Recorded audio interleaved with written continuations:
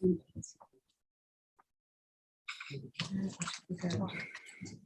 koutou katoa. Welcome today to the Strategy and Planning Committee. We have a full agenda here in front of us today. We have no apologies that I'm aware of. That's correct, isn't it? Yeah. Just double checking who we have with us online.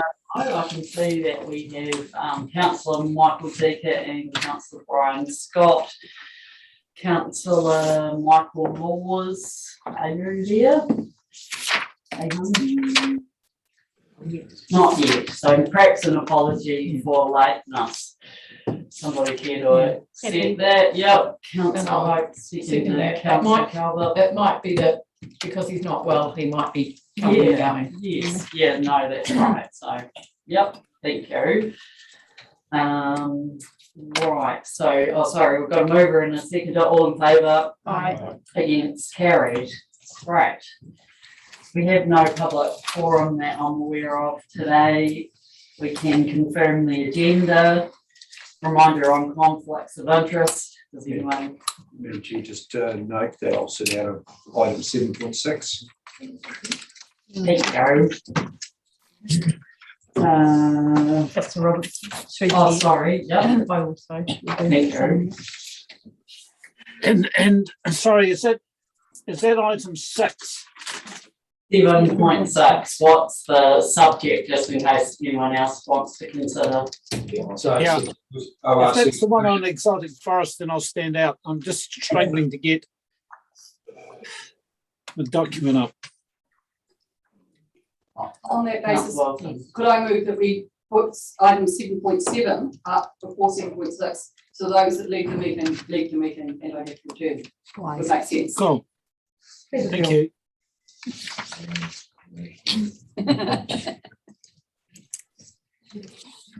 Right, conflicts of interest, thank you. Outstanding actions from the resolutions. There was one there in regard to the Tago Lake strategic plan. Action required was procure the services of a consultant to carry out a scoping study. Action taken. Project scope due to go out to tender soon, so it's being delayed by other work priorities. Scope review expected to be underway by end of financial year with probable completion by September. So that's probably all the information that we need on that one. Councillor Calvert. I'll move confirmation of the minutes. Oh, sorry. I told you I might need some help this afternoon for the brain fog moments that happen still. Second. Thank you. I have a question about Minutes are moved. Councillor Calvert, seconded. Councillor Wilson, Councillor Forbes. I Good have question. Yeah, I do actually. I just wondered why the minutes didn't include, or whether they should include, what minutes of the tag were available and what weren't. And, yeah, so I would actually like that noted in the minutes that we only had tag minutes from the October meeting, I believe, and that other meetings didn't have any minutes for yet. Okay, that sounds fine to be noted. You've got that recorded. I think the question there is that she possibly wants that as an An amendment, request. No, I think there's also a request for an update. I definitely want an update, but that we'll put that into the next, but for the minutes, I think it should be noted that we haven't had any. Right, so in addition to the minutes, essentially noting that that was something that was, and it was brought up as well at the meeting. It was. Yeah. Thank you. Okay, thank you. Do we need to move second? Yeah, I'm happy to do that. Yeah, probably. Okay, moved Councillor Hope, seconded Councillor Noon, all in favour. Oh, sorry, yeah, moving the changes. You've already got a mover and seconder. I'm prepared to accept the amendment. Sorry, yes, you've already got an original mover and seconder for the whole thing, who was Hilary and Kate, and you're happy to accept the amendment. So, all in favour? Against? Carried, thank you.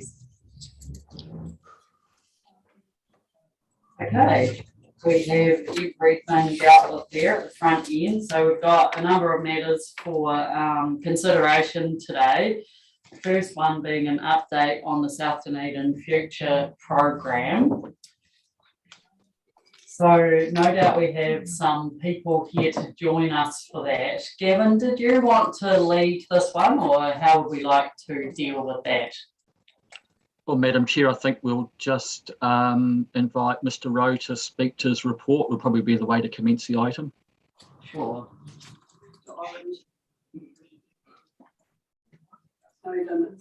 I can't see Mr. Rowe up on the screen in the council chamber yet, but if he is there, that's great. Yeah, he's got his camera off at the moment. Okay. Hello. Yep.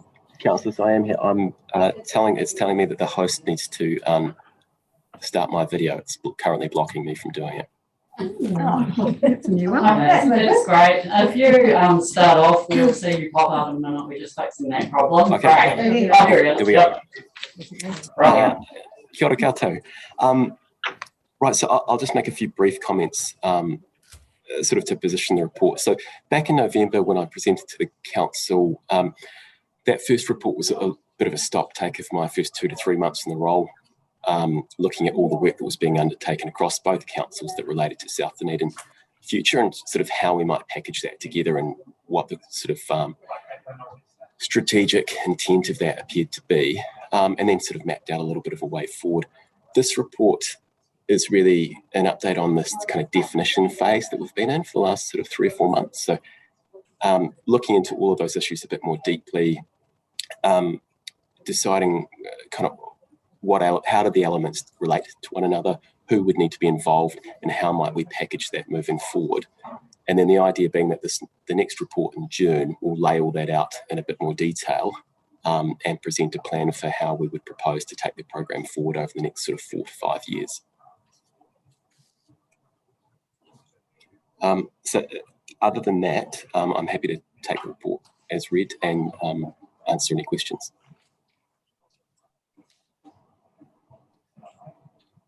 Yeah, that's really helpful. Thank you. Sets a really good basis for what is going to happen, the setting, and how it's being led currently as well, how everyone's coming together. Also, in terms of the Climate Change Adaptation Act as well, and the part that it may play into the future too. So thank you very much for the update. There's going to be, I'm actually really impressed with the work that has been going on bringing this together, and you can see a clear pathway for where we're going to get, which has been a long time coming, but you can see that it's going to actually happen, so that's great. Okay, let's open this up. Are there any questions first of all? Councillor Hope. Thank you.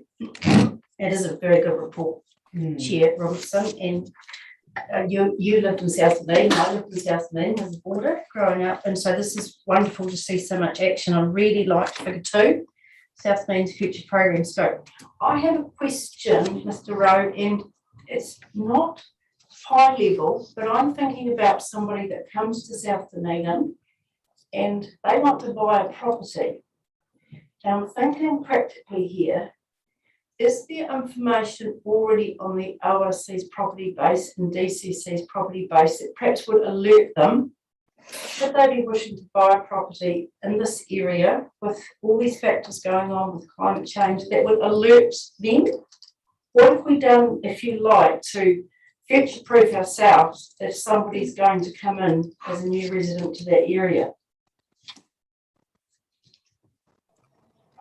Councillor, I might ask the GM operations to maybe speak to ORC's response to that, and I can maybe talk a little bit more broadly about the program and the areas that are kind of looking into those issues. Feel free, Dr. Palmer. Yes, so as a rule, all of the natural hazard information that we collect throughout Otago is published on the Otago Natural Hazards database. That's available to the public, and that's our primary tool for disseminating information, because land information memoranda is not a responsibility of this council. We don't maintain property files, but the database is our primary means of promulgating the technical information that this council gathers. Thank you, Mark. Just take that a little bit further. I really appreciate that, Dr. Carmen. That was my understanding. We obviously also work here in cooperation, if you like, with the DCC. Are we aware of what they do? Have we asked them? I'm just thinking this is something that's going to be happening right along the coastline of New Zealand or right along our coastlines in Otago. We're doing our bit, but how do I know that the other TAs are doing their bit or should do their bit to make this information available? I know it's a very drill down question, but I have had that asked of me and I said I would bring this. It's such a good report, thank you. But it's just nice to know there's some comfort to those that will end up in the South Dunedin community, if they're not there already.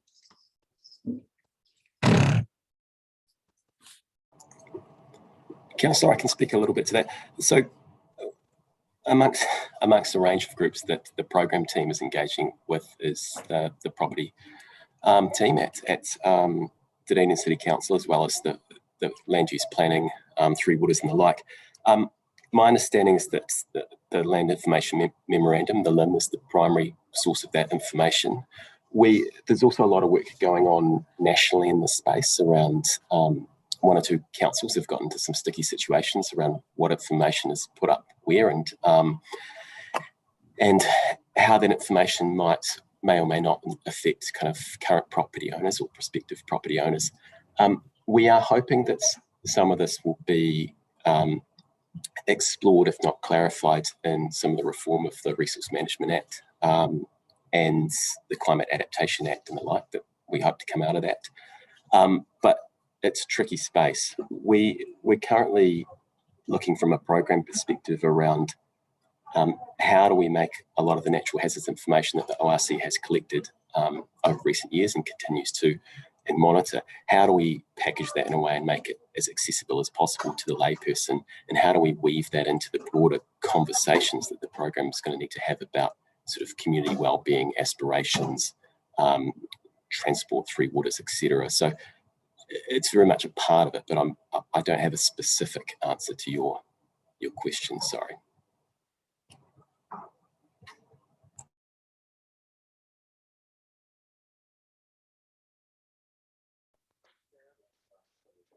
On behalf of the ORC, the power has just been interrupted in the chambers, so we're just getting the system back online. Thank you. Yeah, we've lost power.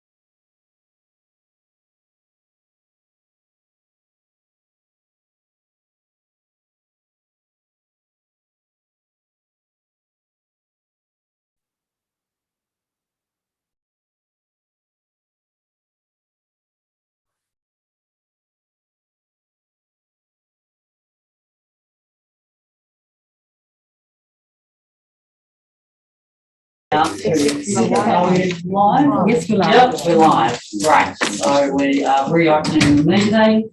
Sorry, everyone there. Just a quick update. The power went down. Yesterday, a similar thing happened, and we believe it was for the entire street here. So we've quickly restored it. So we're back underway. Thanks.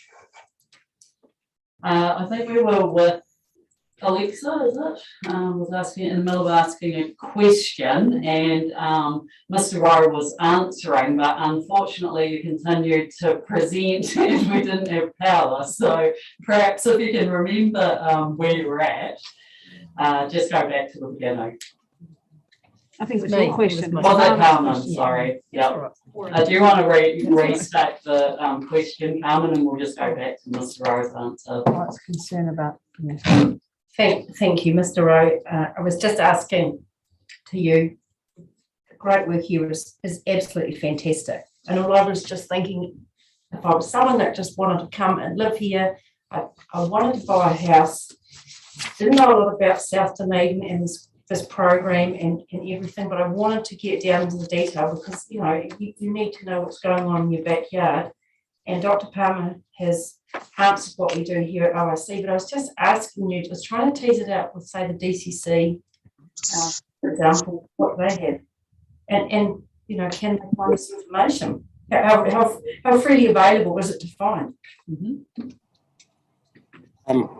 So the LIM or the Land Information Memorandum, Councillor, is still the primary source of that data, other than sort of any house buys and a due diligence. Though there is some work going on nationally around reform of LIMs. Dr. Palmer may be able to speak to some of that as well. But in terms of the program's engagement in the space, natural hazard information is a really key element of it, and we are currently working with Dr. Pine and his team around how do we package up all of this excellent information that ORC is collecting and continues to monitor, and package it in a way that's really accessible for the layperson, either through existing online channels or by developing sort of new products that might we might be able to weave into the communication kind of tools of the program. So it's something we're looking into carefully. Yeah, I appreciate your answer. Thanks, Councillor Noon. Thanks, Madam Chair. Thanks, Jonathan and Gavin, for this report, and also thank you for the collaborative approach that the two councils are working away together as we look forward to the future for South Dunedin. My question relates to the St Clair and St Kilda coastal plan, which is mentioned in paragraph 9. And Jonathan, probably a question for you, or maybe for Gavin as well, but just understanding, are you able to share with us any where that program is at, if there's such a thing, or is it still in its gestation stage yet to crystallise? Thank you, Chair. I can answer that. So I think it was in February the DCC considered the coastal plan in its current iteration, and that was endorsed at that stage. The coastal specialist for the DCC, who was leading that work and has been for the last 3 or 4 years, finished up with DCC, I think in March. So I understand there's a recruitment process being undertaken now, but that program or that project will shortly sort of move into an implementation phase, if you like, with the different elements of that around sort of the seawall, the remediation of the sand dunes, the landfill under Kettle Park that's against the sand dunes, and the other kind of elements of that will be taken forward. In terms of its relationship to the program, it's because it's kind of 2 or 3 years in advance of the work that we're doing, it's probably a bit more well-formed and well-developed. So at some stage, and we kind of have these conversations reasonably regularly, it might be appropriate to sort of draw that project into the broader program. And particularly when we start to get into conversations around potential land use for that coastal strip, and the sort of adjoining adjoining areas. Thank you. Any other questions? Oh, sorry, yeah, we have Brian stand up. Cool. Can you hear me, Gretchen? We can, loud and clear, thanks. Cool. I've got a couple of questions, if I may. Paragraph 39 says that the NPS for urban development requires a future development strategy for Dunedin by 2024, which is not that far away. That is to determine, have we got enough housing and land capacity available? And one of the feedback, on the street when we talk about South Dunedin, or where I've talked about South Dunedin, the topic comes up, well, what alternative places are there for people to live in Dunedin if they so chose, if they were to relocate or whatever? So my question is what is the process for that review? I mean, it's still early days. Have you got your head around it? What would be the scope for the amount of housing and land capacity? Would a South Dunedin scenario be built into that? And what type of scenario? Thank you, Councillor. I can speak as well, but I might also ask Dr. Palmer to make some comments. From a program perspective, I'm working very closely with the team that are leading the FDS Future Development Strategy. Yeah. There's obviously, South Dunedin is a little bit of an exceptional case. So we have had conversations around that there's actually going to be a chapter or a specific carve out within that broader FDS work program that looks at South Dunedin and the specifics there, and particularly the kind of natural hazard complexities and what that might mean for the future. It does have a 30-year time horizon. So the South Dunedin program is probably a little bit longer and broader, but we're looking at elements of that about how we can sort of make the two talk to one another. And a lot of the work that they will be doing for the future development strategy in terms of looking at residential and commercial land use and requirements are the same types of questions we would be asking in the programs. There's a real opportunity there for us to kind of piggyback off of that. Cool. Dr. Palmer? Yes, just further to what Mr. Rowe has said, we're arranging to conduct a workshop with you next month on the FDS. Okay. And then to bring a paper to council, and that will be the forum for exploring the connections between these programs of work and the opportunities they present. Cool, thank you.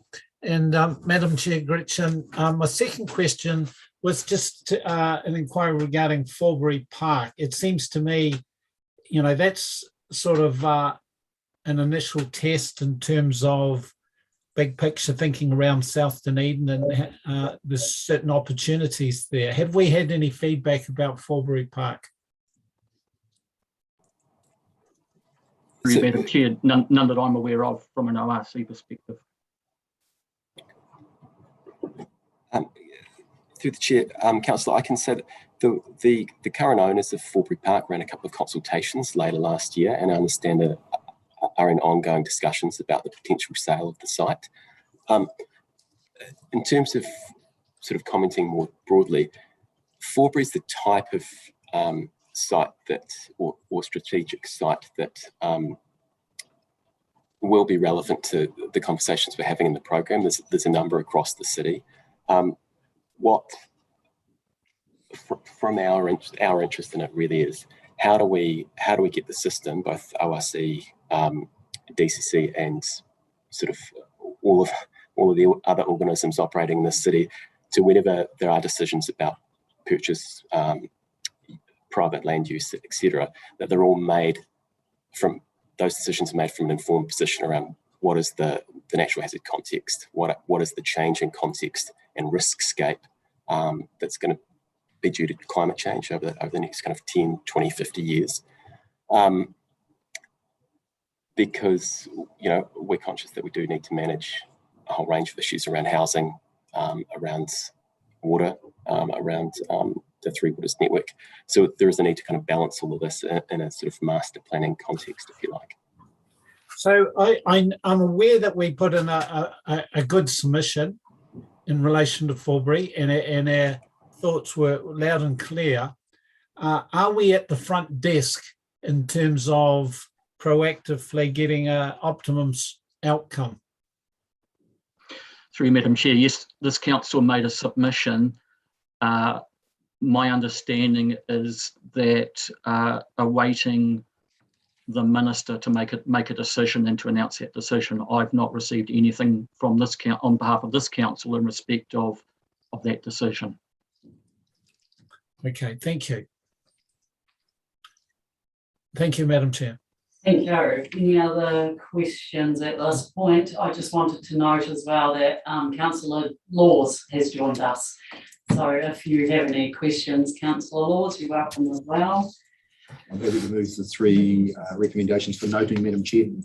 Right, moved Councillor Noon, seconded Councillor Hope. Any discussion then on the motion? No, okay, we'll put those then all together. Michael Dicker's got a stand up. Oh, sorry, okay, Councillor Dicker, thanks, Kate. Yeah, thanks, Kate. Yeah, I'm perfectly happy with the motion. I just wanted to make the comment mainly to Jonathan that this report, thorough, comprehensive, big picture, conceptual as it is, would give a newcomer the impression that nothing has really happened so far about South Dunedin's future. And I wondered whether it would be possible in future reports of this kind on the project that we had if you like, a right-hand column to some of your tables, Jonathan, which gave a summary of the actions that have already been taken. For example, I'm thinking in the natural hazard space, ORC has done a lot of work with the communities in South Dunedin in providing information and hearing their reactions and so on. And I don't want to add to your workload, but I'd like future reports to include that element of the picture, that this is an ongoing process, that it's not all brand new, that it's not all concept-based, that there has been a fair amount of achievement already. Thanks, Madam Chair. Thank you. I think I had a similar thing going through my head, which was great report for us in terms of understanding a process, but it was raising questions, which I guess was a question component, but around when is the time that we would provide information to community in a way that they can understand, given that central component of this is engagement with partners and stakeholders, but also obviously community, so that there's a tangible, exactly what Michael Deaker was talking about, where are we at and what are we doing that community can understand. But I understand that that isn't this paper. This is for us to understand where we're at. I guess, I don't know if you want to comment on that. When's the right time, or is it happening already? Maybe I could comment. Look, take the point. There's a lot of work happening by both councils and a lot of other players in South Dunedin. It wasn't the intention of this report to go into that, but for future reports, we'll make sure that we cover off all of that good work that's already been done and is being done at the moment. And it might be not just reporting, because I think most people in the community wouldn't read reports as much as they would digest information in a different way. So, thanks for that. We have a mover and a seconder. Any other comments then? No? We'll put that. All in favour? Again. Carried. Thanks very much. Right, the next report then is Otago Active Faults and planning options around that. Three authors of this report being Jean-Luc Payen, Sharon Hornblow and Anita Dorr.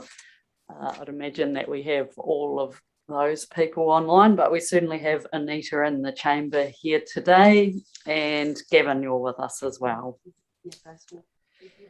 Okay, sorry, we have Tim as well. Van Worden, acting manager of natural hazards.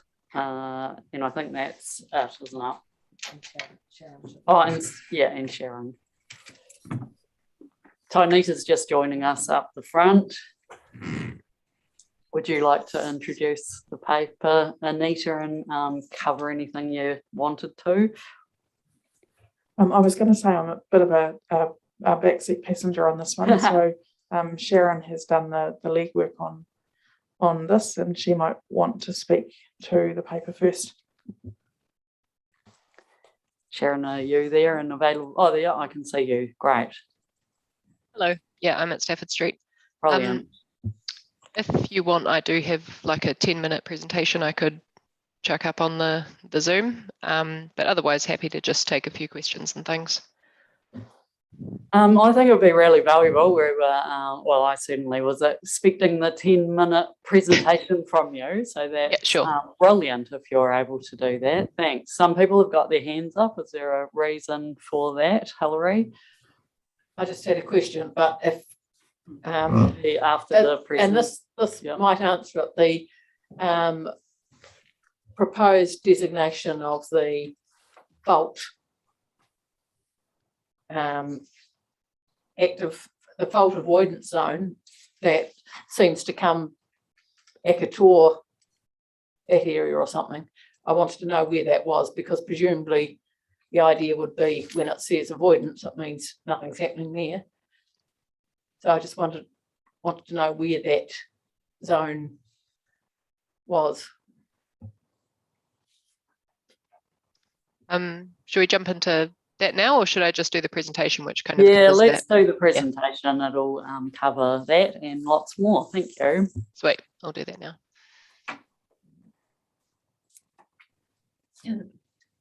Hopefully that's working full screen for you in the council chamber. So it's working well. Sorry, I didn't tell you that. It is. Yeah, that's all good. All right. I think we came to you last year with the good news that we had completed all the mapping of Otago's active faults and folds. So that was a lot of work, 10 years or so of paleoseismic work and desktop work and things by GNS. And so now our natural hazards database is really good, up to date with every active fault that's known about in Otago. And they're all sort of classified and ranked depending on their hazard, basically how often they move and how aware one should be of them, I guess, if you were planning lifelines or property investment in these areas. So yeah, we had the agreement that we'd come back to you with an update of what the next steps are for this data, other than just showing it on the hazards database. So just to go back to the background of this work, basically what is an active fault? Something that's moved in the geologically recent past. So it's not just alpine fault kind of level faults, it's anything that might move every few thousand years. We generally spot these faults, hopefully not during an earthquake. Usually you can pick them up using LiDAR elevation data or in the field. Some are more obvious than others, and generally Otago being down in that blue zone there, our faults don't move as often as those in the middle of the country. But saying that, you can see that Christchurch and South Canterbury are also in the same kind of blue zone. Like there are faults all over New Zealand, and Otago is no exception. And as you could see on the previous slide, once you've got quite a few of them, there's a good chance that one of them will do something at any given time. So this is a nice sort of summary of the major fault systems which you might be familiar with that pop up in the newspaper occasionally. And there's a wee cross section down the bottom that kind of is like if you took a slice right through Otago from the Wanaka area right out to the coast, you can kind of see how all these faults are connected and are basically like if you're squashing a spade into the sand at the beach, you end up with all these little shear zones popping up. And all the mountain ranges, basically the Dunstan, the Rock and Pillar, all these ranges across Otago, they're sort of slowly popping up over time as each of these active faults systems is moving. And there's been an awful lot of work done by our colleagues at the University of Otago and others researching all of these different fault systems. Thanks to the Canterbury's earthquakes in the last decade, we've suddenly had a lot more investment into understanding the hazard from our active faults. So what we're concerned with the work that I've been doing with Anita is how can we create a realistic risk-based approach to avoiding the risk from fault rupture damage. So just to be clear, we're not talking about things like liquefaction or damage from fault shaking. We're talking about what happens when one of these faults actually ruptures and makes a big sort of rift in the ground surface or a big bulge. So when a fault ruptures, it's easy to map it out. So there's a picture on the left from the Kaikoura Earthquake. That's LiDAR data, and that's something that Otago Regional Council's put a lot of investment into covering a lot of our region, and that helps us pick up more subtle features that you might not have noticed. On the right, there's a picture from a recent research student. She has been mapping part of the Cardrona Fault along the Cardrona Valley. And there's a lot of work that's gone in compared to what we knew about active faults 20 years ago when a lot of our district plans were made. Basically, there are a lot more of them, and we can map them a lot more accurately down to the kind of sub-property scale in some places, compared to the sort of big, broad dashed lines that we've had in the past. You can break your fault motion into a couple of categories. Faults can move sort of in an up and down or a side to side motion. The Alpine Fault's one of those strike slip faults that would sort of rip sideways by 5 or 10 meters. And some of the recent earthquakes like the Kaikoura Fault rupture, we saw some vertical scarps created. But there's sort of a combination of any kind of those type of ruptures. And you can imagine if you have a house or a road sitting across one of those fault zones, it's the kind of hazard that you can't really mitigate. So that's why we need to talk about avoidance zones, because you can't, like with liquefaction, you could have deeper piles or some kind of building system to mitigate damage. With a fault rupture, you should just keep away from it, basically. As to how we've refined this information over the last few years to get to where we are, basically a lot of digging in the ground and a lot of work mapping on LiDAR. That picture on the left is the Tea Tree Fault. So that's just to the north of Milton.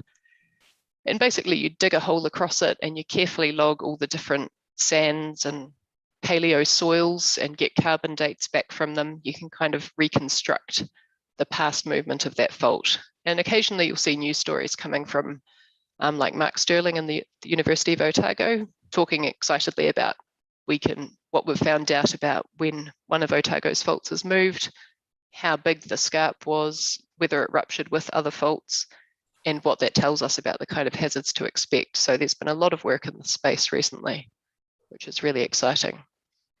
There's just a picture there of the Northwest Cardrona Fault, Gibson Valley. So that's State Highway 6. And you may notice when you drive up through there, there's a kind of a big lump on the side of the road right near the winery. And that's one of the fault scarps, which has a sort of 5 to 10,000 year recurrence interval.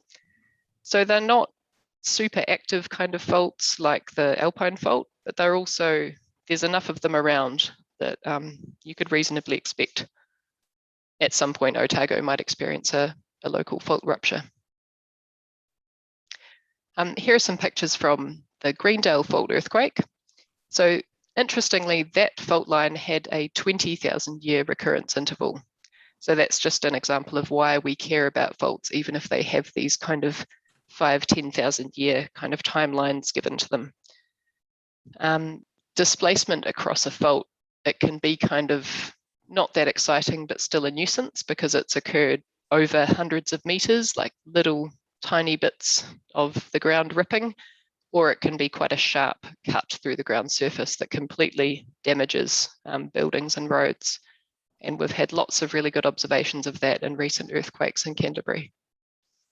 Here's a Kaikoura earthquake, some of the summary images from there, which give you an idea of the kind of hazard that we're trying to avoid when we talk about putting in a fault avoidance zone. So the image of the house being rotated and completely sheared off its piles, if there'd been a fault avoidance zone in place, for example, you could have said, if you're building a house, locate it 20 meters away from this fault zone, if it was a fault zone that you can easily map. So that's the kind of thing we're trying to get ahead of here. Going into the advice from Ministry for Environment, in 2003, guidelines were set out about recurrence interval class. So basically, when you've done your paleoseismic trenching and mapping all these faults, you can give them each a category of how likely they are to rupture. So what's their average slip rate? How long does it take between ruptures? So recurrence interval class 1 is anything that ruptures every 2,000 years or less. So in that category, you've got the Alpine Fault and Wellington Fault and Wairarapa, but we also have the Akatori Fault and Settlement Fault. So Otago does have a couple of troublemakers. Most of our faults are way out in recurrence interval class, sort of 4 or 5. So they're not really enough when you put a matrix of recurrence interval class against building importance categories, which here's an example of that there from the ministry's guidelines.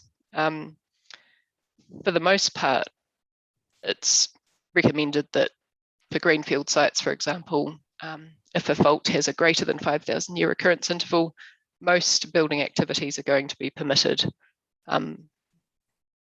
So yeah, that's why if we're talking about the Akatori Fault, which is up in the first one, 2,000 years, it would be reasonable if people are building houses right next to that fault, that if you can define the fault easily, a fault avoidance zone would be a good idea, since it's a non-complying kind of activity. And what we can do immediately with the data we have, since it takes a while to map out fault avoidance zones, you need to get a geologist to spend a lot of time in the field to do that. What we can do is do a very broad brush approach and create what would term fault awareness areas. And this is an approach that I've outlined in the report, and it's basically what Canterbury have done, because they're similar to us. They have a lot of faults spread out around rural areas. Most of them are fairly low activity faults, but there's enough of them that it would be a good idea if that information was up there and you give the faults a kind of a buffer zone around them so that you can see them on a map clearly. And if your house is within 50, 100, 200 meters, then that would be visible on a hazards database or a district plan in the future. Because at the moment, the faults are only represented as lines, which it's hard to say if a line is going parallel to your property or not quite intersecting with it, whether you should care about that line or not. So that's what we're suggesting that we do with the data, is create a sort of awareness area. Here's an example of Canterbury's approach. So the big fat lines, the purple and pink ones, those are awareness areas for the faults which are either not quite so hazardous or they're difficult to map at the ground surface. But for faults which are slightly problematic, maybe they have a higher recurrence interval or they've got quite a bit of development around them, then ECAN went to the trouble of getting carefully mapping those so that they could advise fault avoidance, in this case around the Ashley Fault. So just to get onto that question about the Akatori Fault, for example, Akatori Fault runs onshore at the Toko and Tairi mouths. That's basically the main places where development is coincident with the fault scarp itself. So that picture that I've got there, which Mark Sterling had sent a photo that highlighted that there's development going on around that scarp. Basically, that's where we're suggesting we work on doing a fault avoidance zone, which would pretty much just map out where the fault is, give you about a 20-meter buffer zone, and ensure that any future development for Greenfield sites isn't going to be sitting right on top of it. So other faults in Otago, the Settlement Fault down near Olwaka, It's a more rural area, but again, it's quite a high recurrence interval fault, and you wouldn't really want to be putting your house on top of it if you can avoid it. And just the last one I've gotten here is the Northwest Cardrona Fault. So the Northwest Cardrona and the Nevis faults are part of a sort of fault system that may behave as sort of one fault. Basically, they join up where they cross State Highway 6. And I just put in a aerial image that shows the Gibson Valley developments, which are right where the winery is, which is where that fault scarp has been trenched. So in this case, it's not a high recurrence interval. It's sort of 9,000 years or, above 5,000 years. So it doesn't trigger, absolute need for fault avoidance zones, but it's one of those things that would be useful, for example, to have a fault awareness area that shows up clearly on the hazards database, which currently we don't have. So that's the kind of thing that we're hoping to improve through this paper. I'll just stop sharing. And yeah, maybe Anita needs to summarize the planning perspective. Yeah, that might be handy. And just in terms of our timing and how it works with our RPS perhaps, and just broader context of how something like this would feed through to region-wide planning instruments. Thanks, Anita. Thanks, Sharon. So in terms of, I suppose, the sidewalk, I'll take myself out of the room. I have no sound. Is it a conflict of interest, or you're just leaving? I think one of those fault things may go through somewhere where I think might be relevant to me. Thanks. Yep. Just testing. Right one. The other one.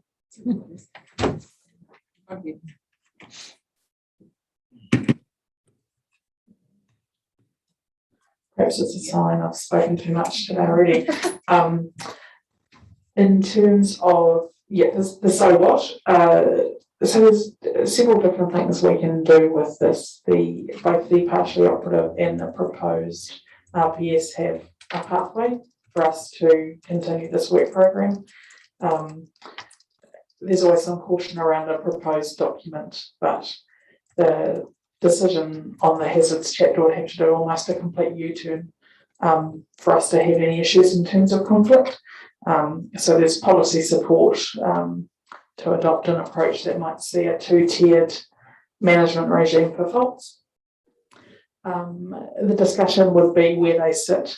So whether we would be talking to the TAs about these fault avoidance areas and fault avoidance zones sitting on databases and or in district plans. Obviously, if we want them in district plans, that would require a plan change on behalf of the TAs.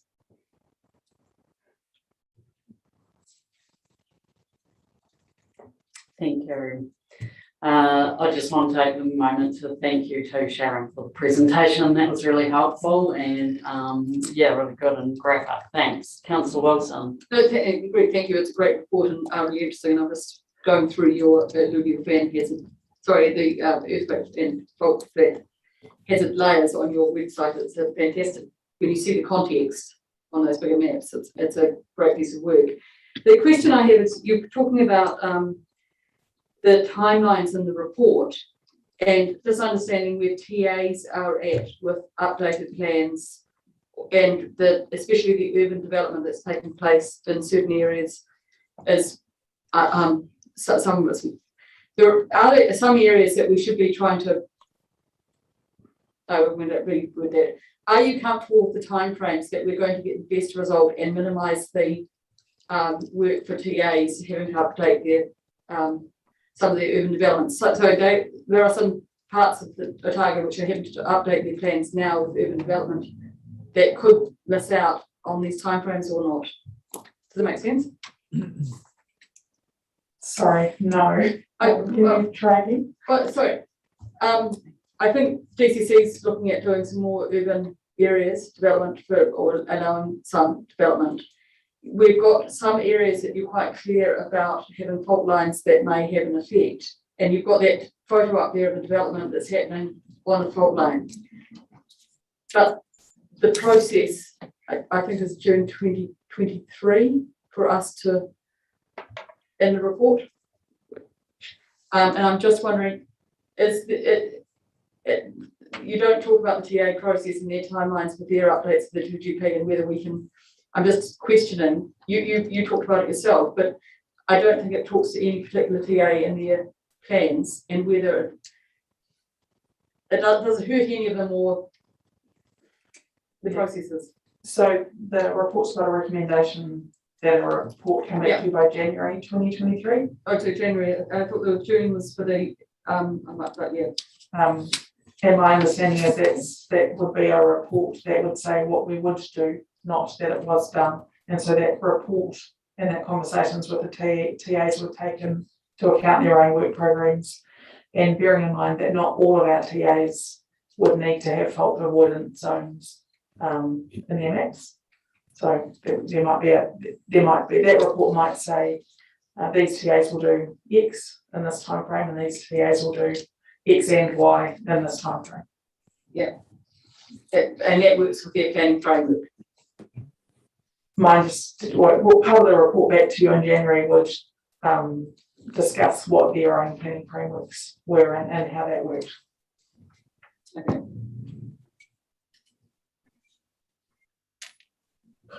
Okay, any other questions? No? I'm happy to move either.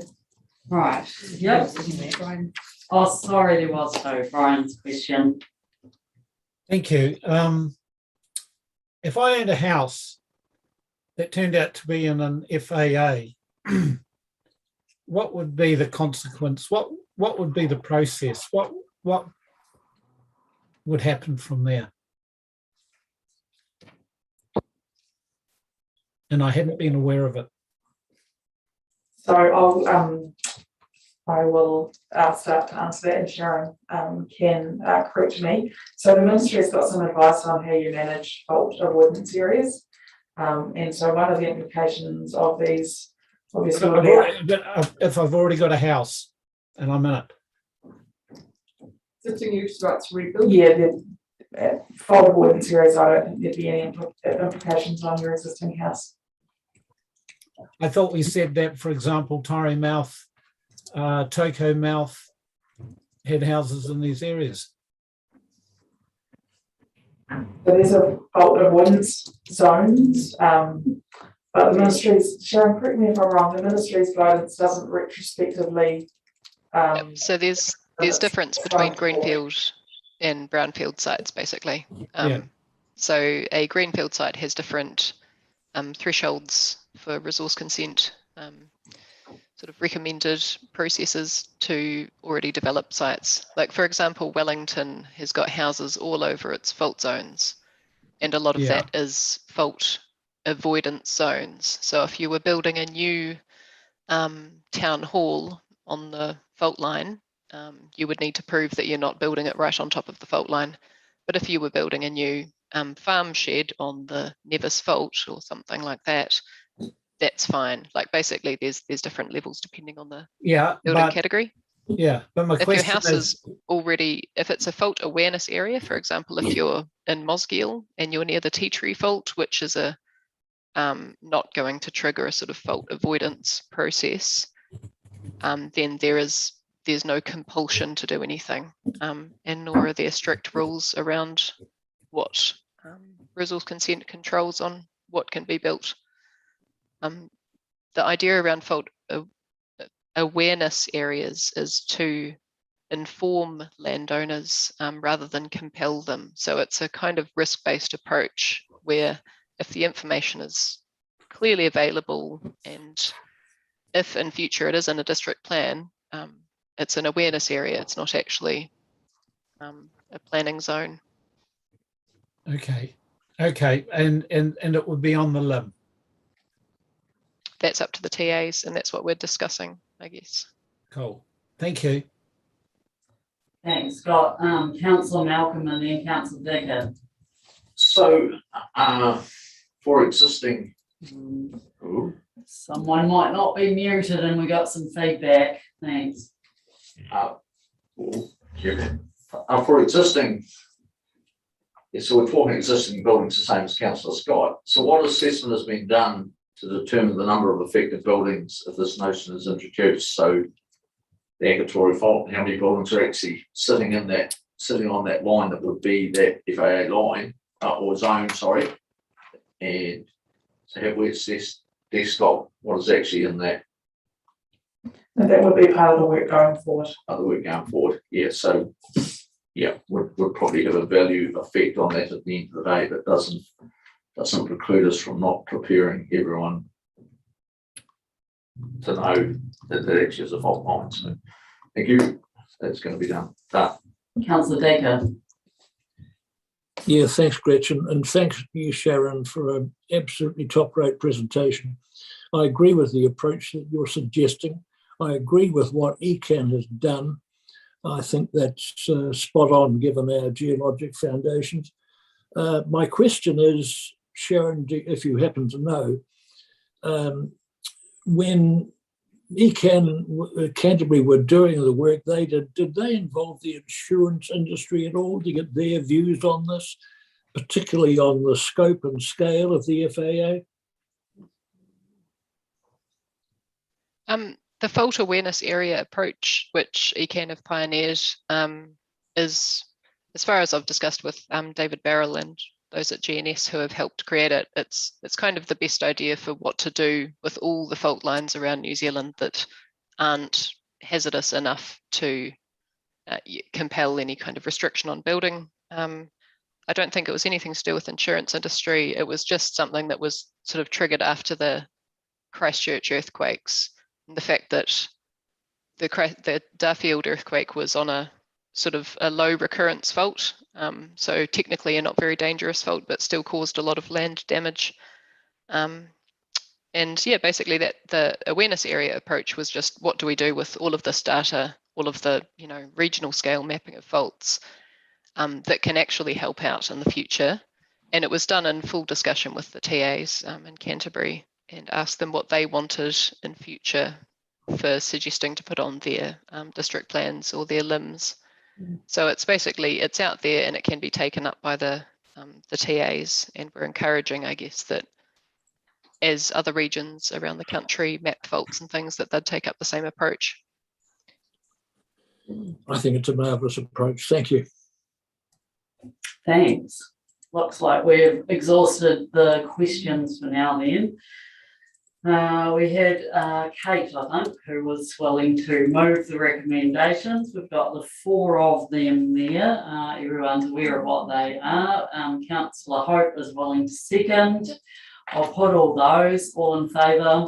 Oh, sorry, I might need to go back a step. Brian, did you want to speak to that before? Yeah, sure, because I thought the way it worked was we asked. Oh, yeah, that's fine. Yep. I just thought we would finish, but no, cool. A key part of the report was the relationship with the TAs, and I'd just like to endorse the number recommendations 3 and 4 in particular, where we're working in collaboration with them. And we talked about that previously, but I think that's really important, and will ideally stop any big issues further down the track. Thank you. I'm happy to support the recommendations. Brilliant. Did anyone else want to speak to them? No? Okay, we're ready to put it then. All in favour? Aye. Against? Carried. Thank you. I've texted the. Oh, great. So Hillary's coming back. Brilliant. Thanks, Kate. Next one is 7.3, shaping future Dunedin transport fares and frequency business case. Author Gary, understanding that we have Gary Maloney, Doug Rogers, Manager of Transport, and Gavin, who are present today. So, who would like to kick off on this? Do staff want to introduce the paper at all? Thank you, Madam Chair. Yes, I can do that for you. This report is to define the scope and the parameters of our fares and frequency single-stage business case. And this has come from our partnership with Shaping Future Dunedin. It basically puts parameters and boundaries around what the report should be covered. It includes patronage, which aligns with our aspiration for mode share and mode shift, travel demand, an examination of fares, which I think is rather timely at this time with the half price fares going on, and trying to look for an optimal point where the fare should sit. It also includes infrastructure, our initiative with super stops, and identifying any need or gaps within that infrastructure. It'll examine the impact that private transport has on congestion and obviously carbon reduction, and any possible additional revenue sources that we can find. So we're seeking approval to that. Goodness me, Gary Maloney is in attendance to speak to this report, bringing technical questions. Thank you. I think Gary may have his hand up as well, potentially. Is that right? No. No? Oh, that's just our symbol we've got on top of you, sorry, on the screen. You had a hand up, but it's just a cursor. Thanks. Councillor Wilson, you've got a question. Two questions, if I may, and thank you. It's a easy to read report and understand it. The first question is slightly minor. It's about the paragraph 21. You talked to, or this report comes in full collaboration with the officers of CD partners. The question is, have you talked to the councillors of the DCC as part of the Shaping Dunedin Futures and got their support for this approach, or is it just that hasn't yet? Through you, Madam Chair, that's not my role. If the officers at DCC and Mokakote wish to take that to their elected members, then that's their responsibility. Okay, thank you. And the only other question is, and it's again, I'm not trying to be mischievous, but in paragraph 22, you say one of the key objectives has been focus the project to work within the budget. Totally get that. We set the budget and you need to try and deliver that. Given the COVID times and the opportunities and the demand we have with climate change, was there any, I'm just wondering how much more would it have cost to do a slightly broader, in your estimation, to do a broader review that may have gone to those matters further than you have outlined? Through you, Madam Chair. So the purpose of this level business case is to build on where the Shaping Future Dunedin program business case got to. The scope that you have in front of you is consistent with what came out of the Shaping Future Dunedin program business case. The matters that were raised in the conversations with the partner staff are wider than the piece of work that came out of Shaping Future Dunedin. Yeah.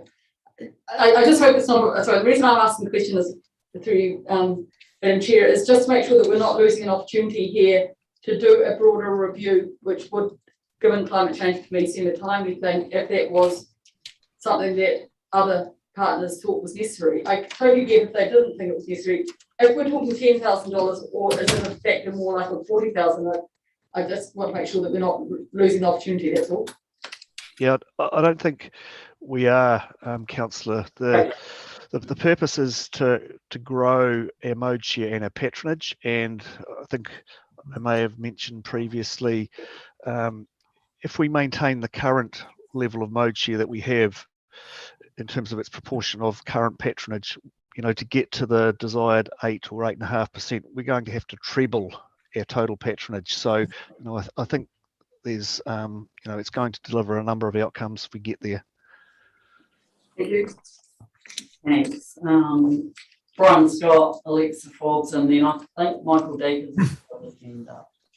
Oh, thank you. Yeah, Gary, just following on from that question, like I think it was 2019, we had 3.4% growth, and we're aiming for 2030 to have 8% growth. You've just said that actually has serious implications. That's the trebling of patronage.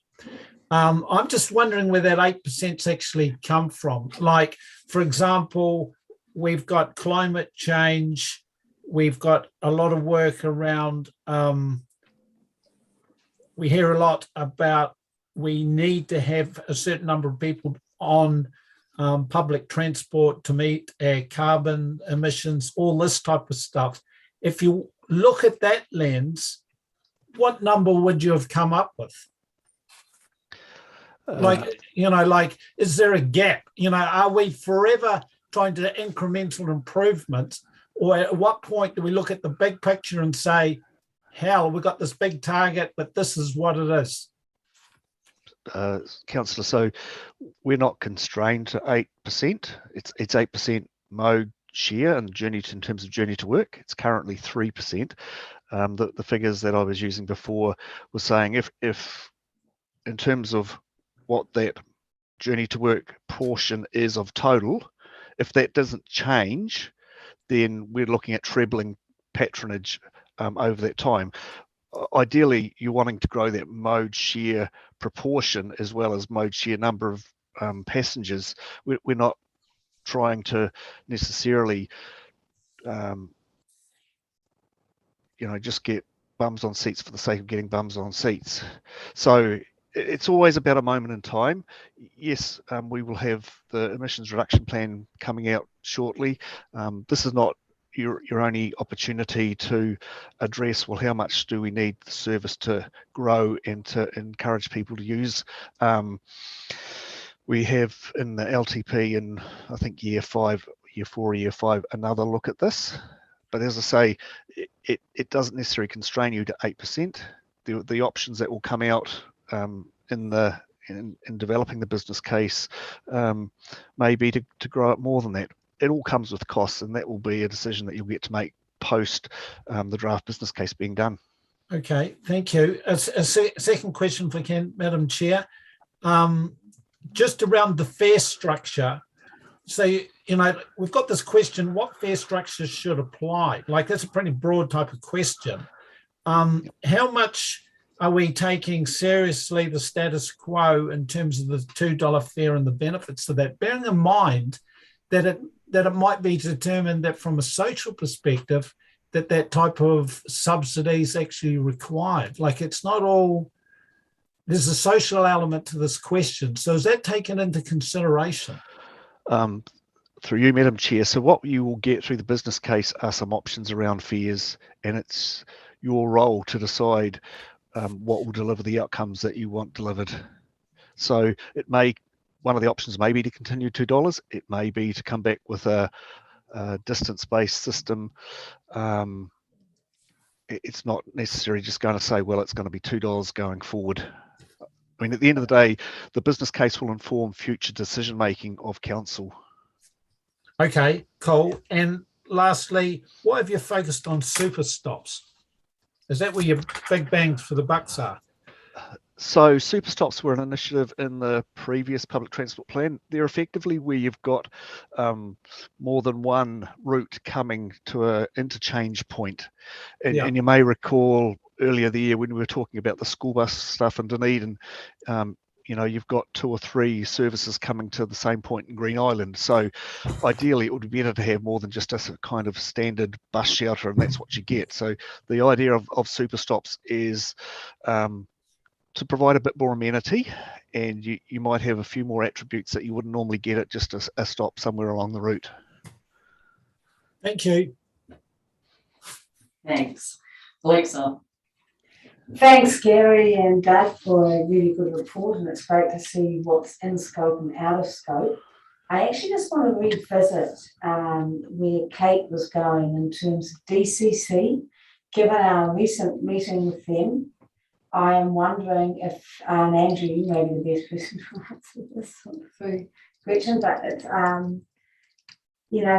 I think we need to be talking to them directly about this. I don't know that they don't, I'm not confident that DCC is across this business case. I am confident that you've had conversations with staff. I'm not confident that we have it across at a political level, and I think we should be having that discussion at a political level between us and DCC. I just wondered where that fitted into this. If I can, Madam Chair, the business case doesn't commit you to an outcome. The business case will give you some evidence to make some choices. Now, the evidence is based on the higher level business case that DCC has endorsed the same that we have endorsed. So yeah, if I can just summarise, it's not Okay. committing you other than to do some work. I realise that, but that's why it's the scope of what's in and what's out is really important. And I need to have confidence that DCC also have, think that's right, that's what's in and what's out of scope. Are you telling me that DCC are across this in another way? Through you, Madam Chair, no, I'm saying that the scope's been worked up with the officers that have been involved in the Connecting Dunedin program. It's consistent Okay. with, you know, and DCC, like us, have signed off that program business case. All right, so that's probably good enough, isn't it? Thanks. Sarah as well. Sarah? Involved in Connecting Dunedin. And I don't know if you're following that conversation, but that would be the place where we've been engaging, and the themes that have emerged from there have come through into the scope that we're seeing today, and it's not inconsistent with that thinking, I guess, is the question. Yeah. That's right. Connecting Dunedin is the place where anything that intersects with our functions in terms of transport or roading is discussed, and support and alignment is generated. So Gary can probably help further, but I imagine the original business case that Gary's talking about, that then this was born from my memory, that's been a Connecting Dunedin conversation, yes. And then the parts of each business case, or the parts that are responsible for us, or what are that we're responsible for, have been included in this business case. But yes, a continuing conversation through Connecting Dunedin is the appropriate way to manage this. Noting, of course, that Connecting Dunedin hasn't met for, I think it's about a year now, and your recent conversation with DCC governors. Exactly, that was my point. Is there a scheduled meeting for Connecting Dunedin? Does anyone know? I don't believe so. Andrew's going to speak in a minute as well. Sarah, Okay. So, yep. All right, I'll leave it there, but you see where my concern is. Thank you. Yeah, just briefly, yeah, as far as I know, there's no Connecting Dunedin meeting scheduled at this point, but I think what we could do potentially just add an additional recommendation to circulate this paper to City Council, the Mayor and the councillors, to ensure that they're across the purpose of the business case, just as a for your information. My suggestion. Is that circumventing a process that's, I don't know, is that, Dr. Palmer, we can ask you. Maybe we debate that then as part Well, of I don't the know. recommendations, and whether or not people are happy to go forward at this It stage or seems not. to me- You've raised the issue, Alexa, and I think we do Okay. understand Right. the question there. Yep. Thanks. Thank you. Sorry, we have a list of people Yeah. who want to ask questions. Michael Deaker, Hillary, and then Kevin. Thanks, Michael. Gretchen. My question was very much the same as Alexa's, and I appreciate the answer. I think this paper is an ideal catalyst for us to convene a Connecting Dunedin meeting urgently. It doesn't have to be DCC that convenes that. Surely we can do that. I note that staff have been involved, and that's excellent. But this is the ideal place for us to start, in the spirit with which we have undertaken it so far, more intensive collaboration with DCC's elected councillors to make sure they get and we get the bus service that both councils would like to see. So I'm suggesting that the recommendation which asks us to approve this business case, I've got no problem approving it, but I would much rather do so knowing that the councillors from DCC have a similar level of approval. It is, after all, their city, and while it's our bus service, It's to meet their needs. I really think it's important for us to do that. And if we do pass an approval recommendation today, number 2, then it should be subject to ongoing discussions with DCC councillors. Thank you. Thank you. Okay, no question is such. Thank you. Hilary. I might just be confused about where this is all going, and I don't disapprove of the idea of moving on to a business case at this point, which we've sort of assumed we're going ahead with anyway. What I'm struggling with a wee bit, which is what says page 12, Shaping Future Dunedin Transport Program Development. And it has in it a variety of things, including benefit cost analysis and mode share proposals and things. I presume that what the business case does is start from scratch and figure out whether any of what we're proposing to do might have any of these effects, because this sort of just sits there in the middle of a document and it presumes that, why don't we just say we'd like 10% or 8% more people travelling, and why don't we just say that that would have a cost benefit, and we know the cost possibly at some level of what might be being proposed in a business case, and we know what getting rid of those number of people off the roads might be for mode shift, but I'm not seeing anything that connects the activity we might be proposing to do with a high probability that will increase people getting on the buses.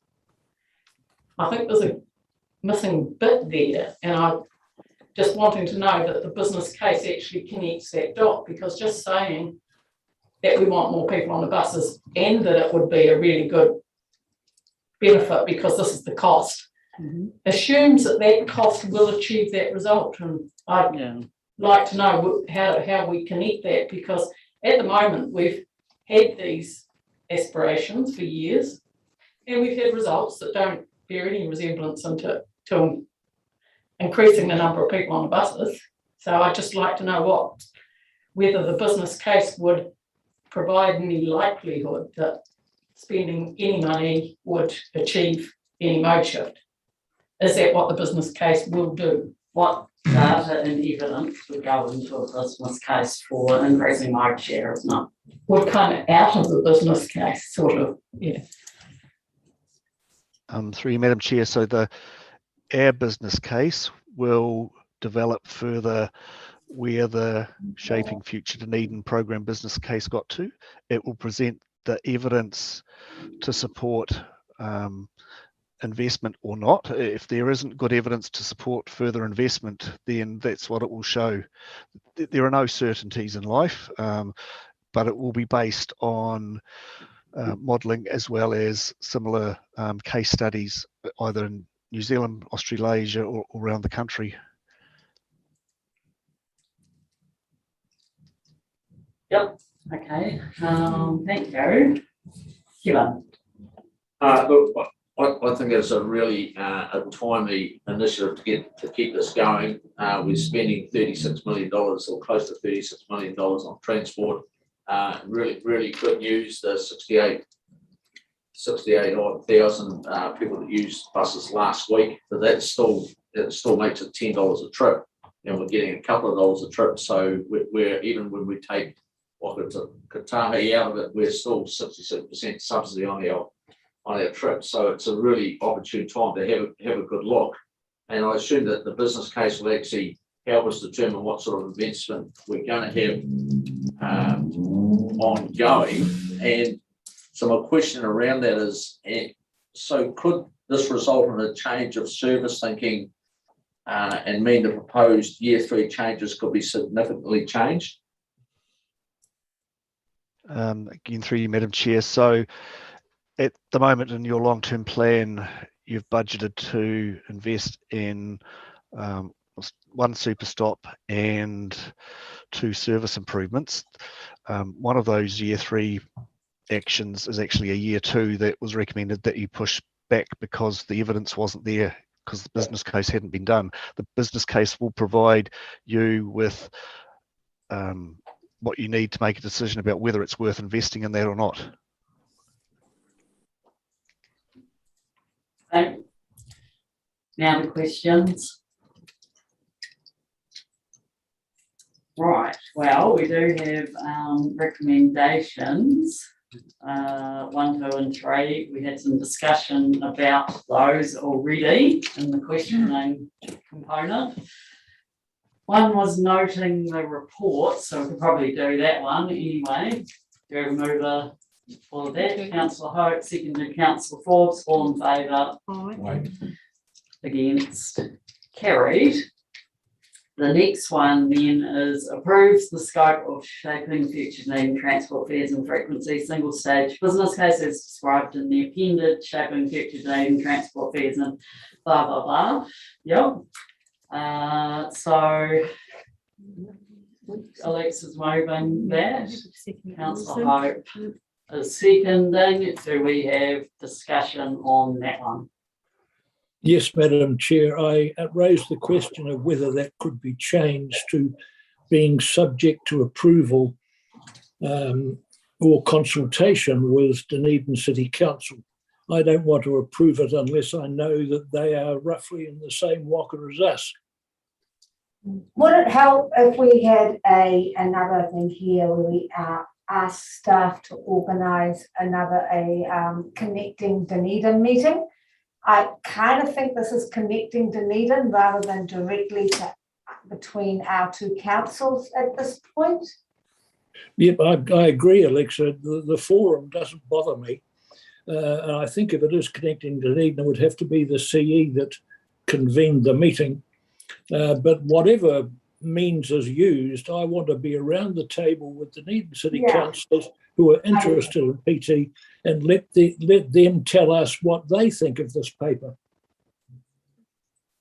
Thank you. What was your thinking then, sorry Alexa, just to clarify that, and Councillor Deaker on when that would be, before or after this decision or recommendation?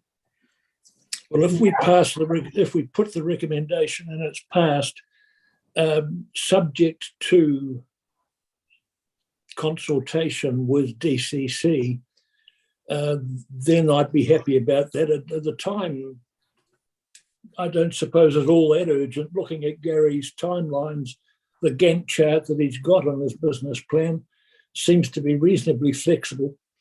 I would simply want to see that our decision was subject to listening to the views of Dunedin City Council. Yeah, what you would state as connecting Dunedin, probably. Yep. That's probably Council. Yeah, sorry. That's probably the best one. Thank you. Okay, understand that now. We have got a number of hands up, and perhaps I'll go back to Ms. Gardner as well, who's on connecting Dunedin. Just any comments at this point as well? Sorry, we'll start with Councillor Noon. That's great. Thanks, Madam Chair. My only concern about Michael Deaker's subject to, I just want to ensure that in no way it prevents our staff progressing what they need to in terms of procurement, etc. Absolutely keep DCC involved in terms of further discussions, sharing the paper, and that sort of thing. That's absolutely critical because the services overlap in terms of council responsibilities. Absolutely get that. I think that's critical, and I'd be happy to support. I think Alexa's suggesting maybe an additional motion along the lines. I'm not going to put words in your mouth, but I was thinking along the lines of sharing the paper, but also having ongoing discussions with the DCC councillors on the fare and frequency business case process. Thank you. Okay, so suggesting here that the Motions could stay the same, and we had an additional recommendation. Yep. Better move that way if that's any help.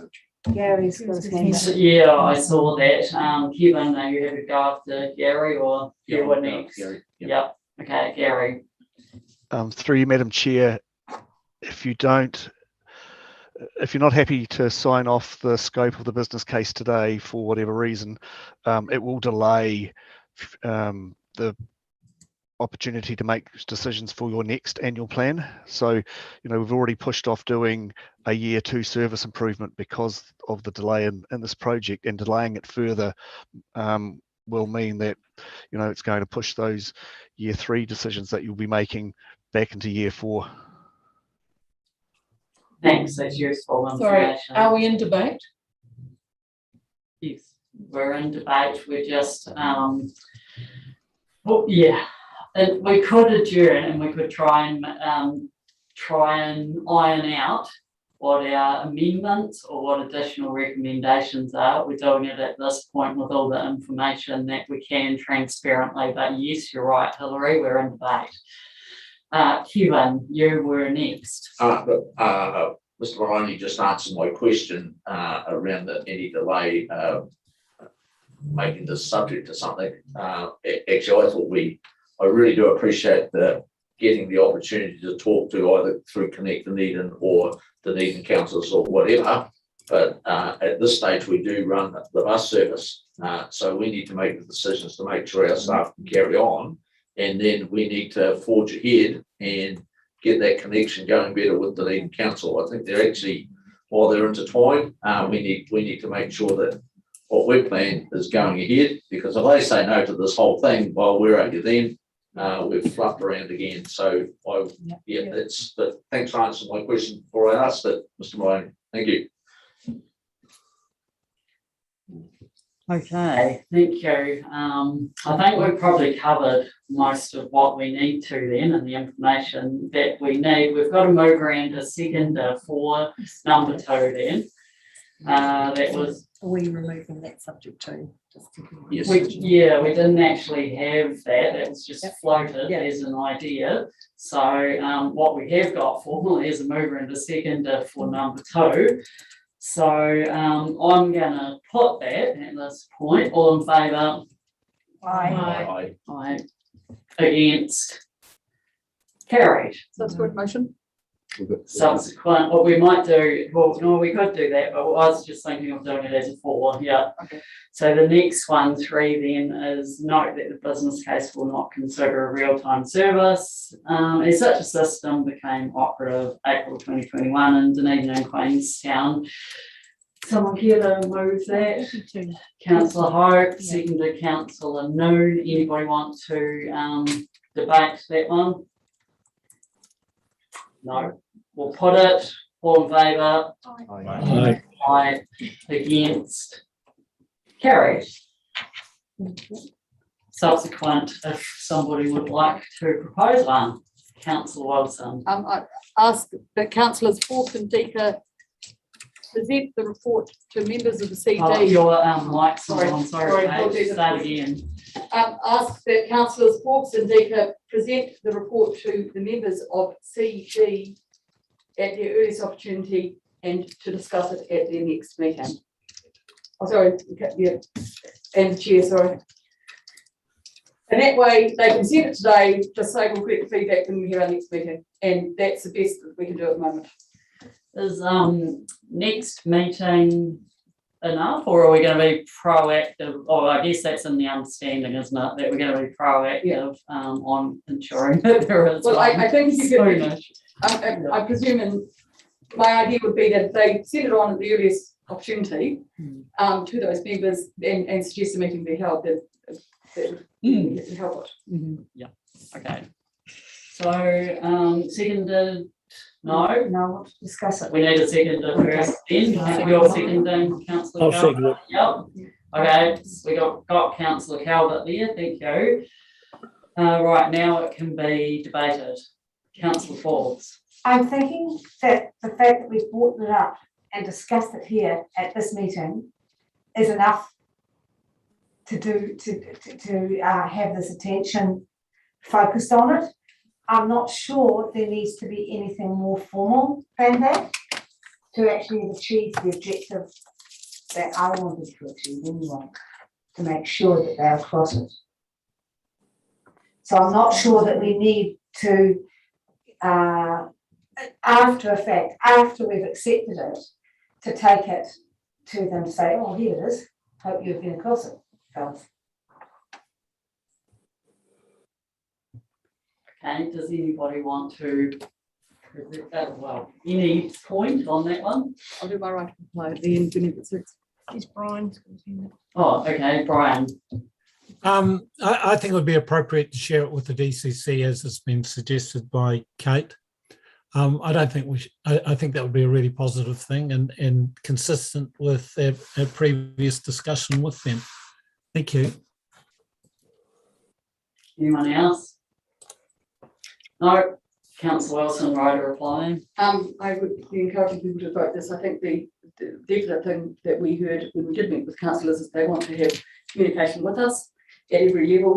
I don't default to the ODT, who I'm sure think the best thing that happened today was having a power cut in here and the best drama to be had. And I can't guarantee it'll get onto the front page or even anywhere on any page of some of the members of CD. So I think a direct letter or email jointly from those members of the council would be the best way of ensuring that they are aware of it. It's too late to debate. I totally understand it, and I don't want to create the style of the staff who proposing to move forward on it, but we do need to make sure that they know about it. Okay. Everyone understands what the motion is then? Oh, sorry, we have got another hand up. Point of order, we've just been in debate. We have been in debate. The hand is down. Probably would have been really helpful, but The ghost hand. Just trying to get the meeting procedures running. Yes, you're right. Okay. At this point, then we have the we have a mover and a seconder. Everyone understands what the motion is that they're about to vote on. Then I'm going to put it all in favour. Aye. Against. Carried. Thank you. Next one then, moving on to that, is 7.4 Manuhira Care Interim Work Program, outlining OSC's approach to developing this work program specific to Manuhira Care, enabling basically some capacity building and education on water management, catchment groups, and some riparian works and the approach we're taking to that. So in terms of who is here today, we have Andrea and Gavin who are available to speak and answer questions, I understand. Thank you. Andrea's just joining now. Oh yeah, Andrea's coming in, brilliant. When she's there, she might want to draw our attention to anything in particular. Hi, Andrea, you're in the hot seat straight up. So nice to see you. And if you'd like to draw our attention to anything as part of the Manuhira Care paper, feel free. Kia ora koutou. I'll just take it as read and happy to answer any questions. Brilliant, thanks. Right then, any questions? Councillor Ho. I feel very uncomfortable with this paper. I'll be very truthful. I don't like it. I can't support it. I just feel we're going to them saying, look, this is how you should run it. There's a lot of farmers out there that already know what to do, and I just don't feel comfortable. I don't think it's a good paper, and I won't be supporting it. The more I read it, the more I dislike it, and that's probably enough said, but I can't support this, I'm sorry. At this point, Councillor, because I can see there's quite a bit of passion here, we're in a questioning phase, so understand that was how you're feeling, but I'm wondering if we can clarify any of those specific thoughts with any questions or you want to come back to that later on in debate. And we can come back to you too if you like. Perhaps we do that, will we? But yeah, just want to really make sure that we tease out, because you've got some important things there I can feel that might help us all. So if you'd like to ask questions, I might go do some others and you have a think on that and we'll come back. Councillor Talbot, have you got some? I'm wondering whether some of Councillor Hope's concerns would be around the suggestion that we appear to be trying to tell our grandmother how to suck eggs here. In that some of the things we're suggesting would be being done would be giving advice to irrigators about how to carry out their irrigation. Is that part of the? I'm just wondering. You asked the question if that's yes, the question. Yep. I'm asking a question about why, when I thought it was intended to have catchment groups developing themselves with our facilitation or help or support, that it seems to have moved to us doing something to them. So it has that feeling to me, and I guess my question is this sort of intended to be, I guess because it has a work program sort of thing, the work program describes our activities, and for the effect of that, it means that we're doing something to other people. I'm just wondering whether it's sort of could be redone in a way that is more collaborative or inclusive, or perhaps I'm just reading it in that sort of the question still is then, because I'm not sure whether Andrea understands that question, but you do? Okay, right. Let's go then. Through the chair, perhaps the chief executive might want to respond first. Thank you, Sarah. Thank you. I think it's really important we go back to the purpose of the paper, which does talk about the instructions that we had in terms of developing a work program, and those specific instructions around capacity building and education on water management, catchment groups and riparian works. And I think what I would say is there is collaboration going on at the moment. The governance group for the Manuhira Exemplar Catchment Program has just been stood up. I've attended one meeting. I wasn't able to attend the second meeting, and we have a request for a governor to be on that. In addition to that, there is work that we have already provided assistance for and are collaborating on. But this in particular is in regards to your resolution, which you can see in paragraph 6, where you did ask us to develop work programs. It didn't said work with stakeholders and community to develop work programs. Now, if you look at the work programs that are being proposed, none of those are suggesting that we're doing anything to anyone. What it's saying is we are looking to help. So sharing intra-catchment water efficiency best practice information with landowners, I don't think is doing anything to anyone.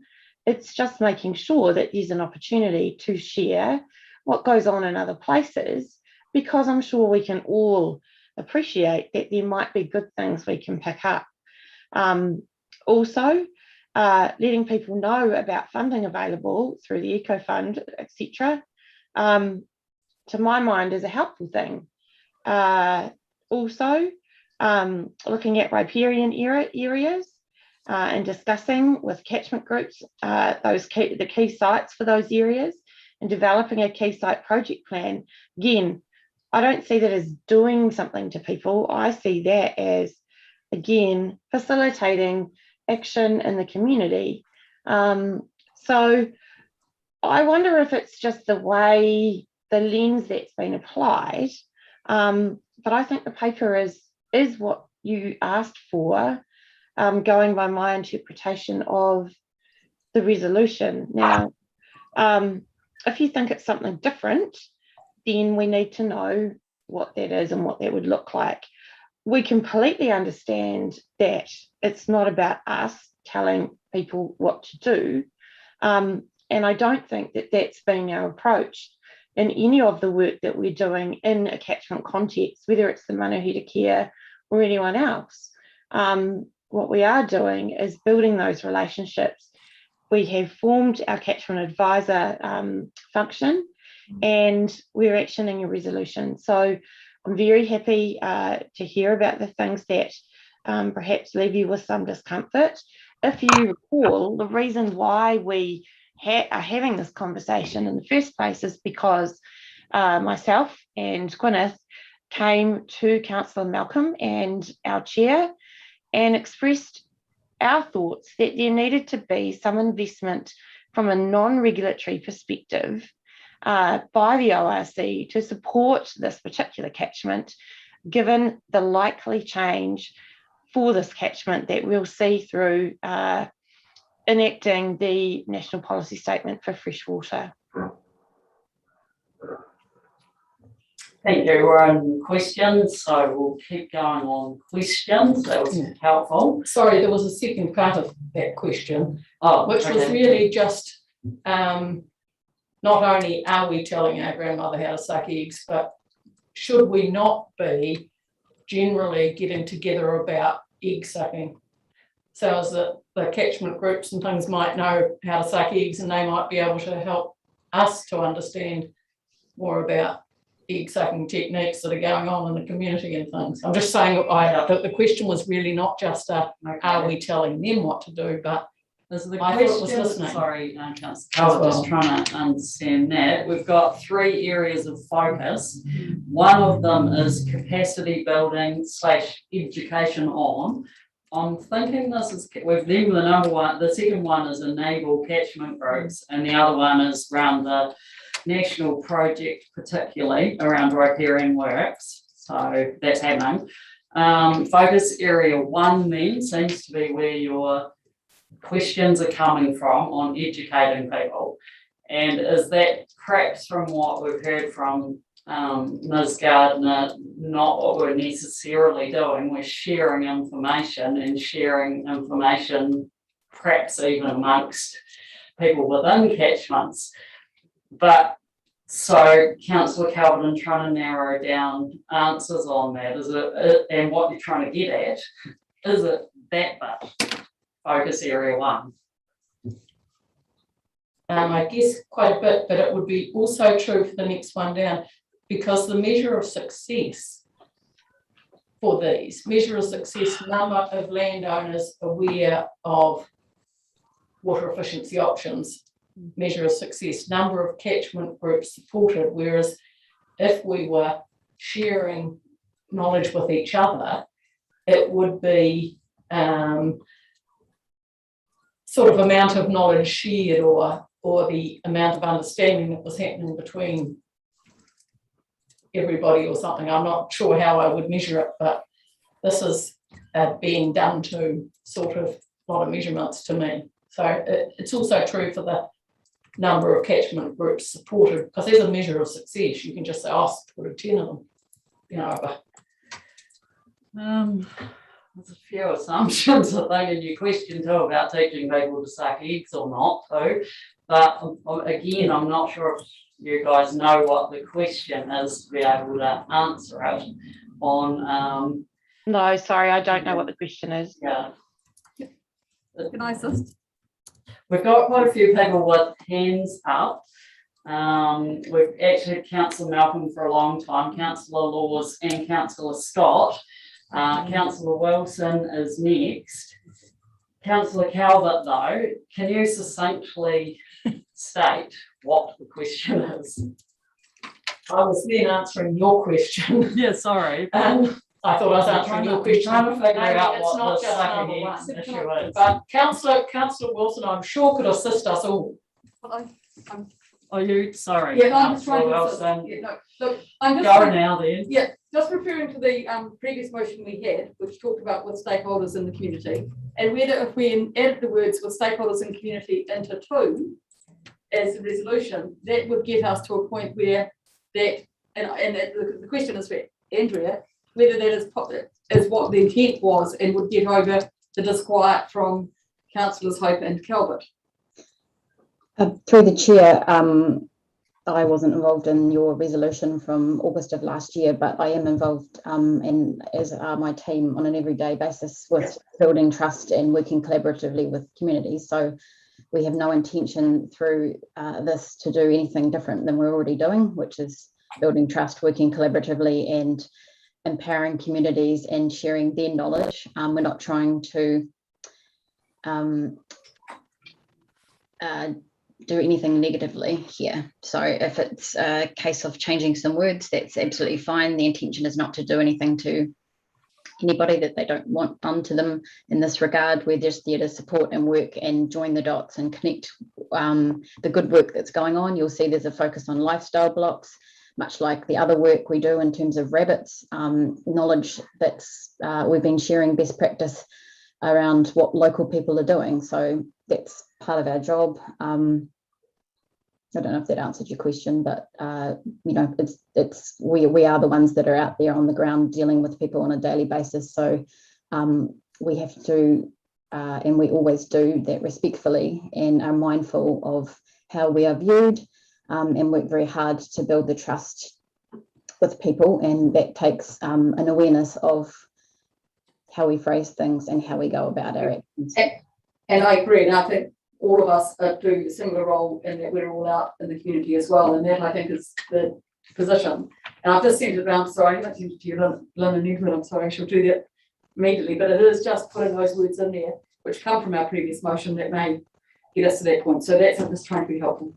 Thanks for that, Councillor Wilson, and thanks for your patience, everyone else who's waiting to ask questions. Next person is Councillor Malcolm. I'm here. You are, yeah, welcome. I think this is it's just around terminology and thoughts of terminology and focusing on different points, because the concept of share of ORC, ensuring that everyone has the opportunity to gain knowledge and get things better, is absolutely spot on. So that's absolutely spot on. I suppose that the real clause there is educating on water management. That what we're really saying is we're going to share all the knowledge that we have and give them good examples and that sort of stuff. And that sounds really quite powerful. I did have a couple of questions on page, based on page 11, paragraph 11 and 12. So has ORC actually sat and talked with catchment groups to see what they have done at the moment and what they have got planned and what assistance they may require? Through the chair, yes, we are involved with all of the catchment groups in that area, and we're also heavily involved with Otago catchment communities in terms of identifying what's planned, how we can support them, and what any gaps or opportunities that we are mindful that we're not always people don't always want us to be involved, so we're very careful to identify when that's appropriate and needed and wanted or not. But yes, we do that as part of our general business. So just on on that item 12 then, some board decisions will need to be made by council to guide the riparian works program so the work aligns with and supports the final outcomes. Have you at this stage identified gaps in the plans that they have? No, not for the riparian works. We need to sit down and understand that. Anita might want to jump in, but because I wasn't involved in the land and water process, but obviously there may be some decisions there that would inform or otherwise where the riparian planting would have the greatest benefit. So there's some things we can do while that lands, and but I'm not sure if Anita's there. She may have some additional information to add. Thanks, Andrea. I don't think, in terms of the land and water plan, we're in a position to answer that yet, either. So it'll be a conversation for a future date. Right. So it's really saying some broader decisions may need to be made. It is that's still work in progress, is what I'm saying. That's correct, through the chair. I'll stop at that. I have a couple more, but I'll just have to flick and find that. Thank you. Come back. Thank you. Thanks. Yeah. Rightio. Next one is council laws. Good afternoon. I've got a question to do with the Manuherikia Exemplar Catchment Governance Group, who seem to be quite central to this item. And I noticed that recommendation 2 says we're going to be doing this in connection with them. Can you tease out what that means? There's a work program that you've outlined on page 66, the draft interim work program. I'm assuming that we're doing that. That's the ORC. But how does that tie in with the Manuherikia Exemplar Catchment Governance Group, please? And then I've got another question about that, but just that one first, please. Through the chair, in terms of in conjunction with the exemplar catchment has approximately between $3.5 and $4 million, I think, to spend in the catchment. So there is some additional funding available. So in terms of working in conjunction with, we would be looking for any co-benefits associated with that investment. The chief executive will probably be better placed to talk about the role of that exemplar governance group, but what I mean from an operational perspective is that if we can look to align the funding and the work program associated with the Ministry for the Environment work, then that's ideal because we don't want to be doubling up and duplicating effort. So I can help with the governance group. So the governance group is made up of people from the community and agencies who are relevant. So me, Tim Cadogan is on the governance group, for example, people from MFE, iwi, for example, and others. At the first meeting, which was done more fully at the second, as I understand it, we had a briefing on the work being done in Thompson's Creek. So the work of the governance group is really to govern, if you like, the expenditure of the money that's being provided and make decisions around work programs that can be made at that level and don't have to go back further to government. So, for example, the reason why we heard about the Thompson's Creek work is because that's a large proportion of the money. It's also a significant project. It's one that there has been collaboration on with, I think, all of the parties or many of the parties, including ourselves. So, for example, if you've got this kind of project in Thompson's Creek that's going on, what is the opportunity then for anything we may do to facilitate anything that can't be paid for under the exemplar catchment work? Or, for example, if there is exemplar catchment work that's going on in particular properties, is there anything that we can do maybe on other land? So say publicly owned land or other things. So I think they dovetail really well. The way I envisage it is that, yes, there is some funding, and that is why the governance group is being formed, and it's been formed by MFE for that purpose, because with that Manuherikia is an exemplar catchment. However, all of the parties are also investing in time and effort and sometimes cash to work further on the catchment. And so our work would be a component of that contribution. Right. Thank you. Yeah, I've got one other question then. It's the membership of the group. I'm looking at page 68, and I see that today you're asking for one of us to go on that particular group. The independent community representative, who is that? Is that Mayor Cadigan?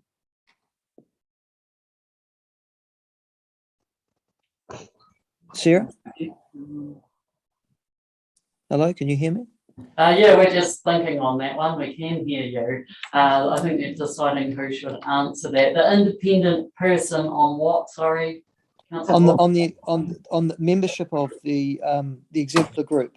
So Yep. today, one of those resolutions for today is to put one of us on that particular group.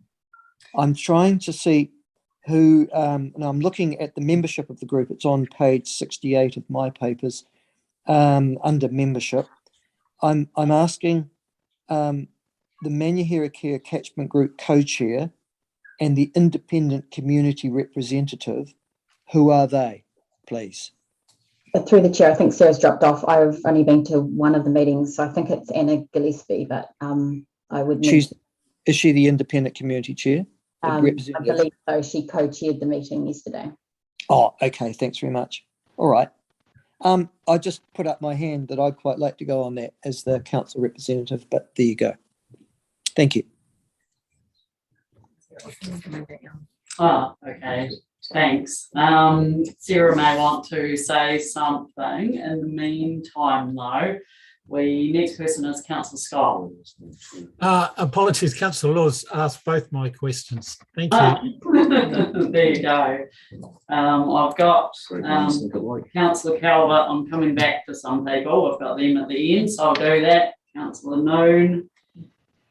Councillor Wilson, you actually had your hand up before for a question. Yeah. And I'm sorry, apologies to Edward and Lynn, I should probably put this through them first.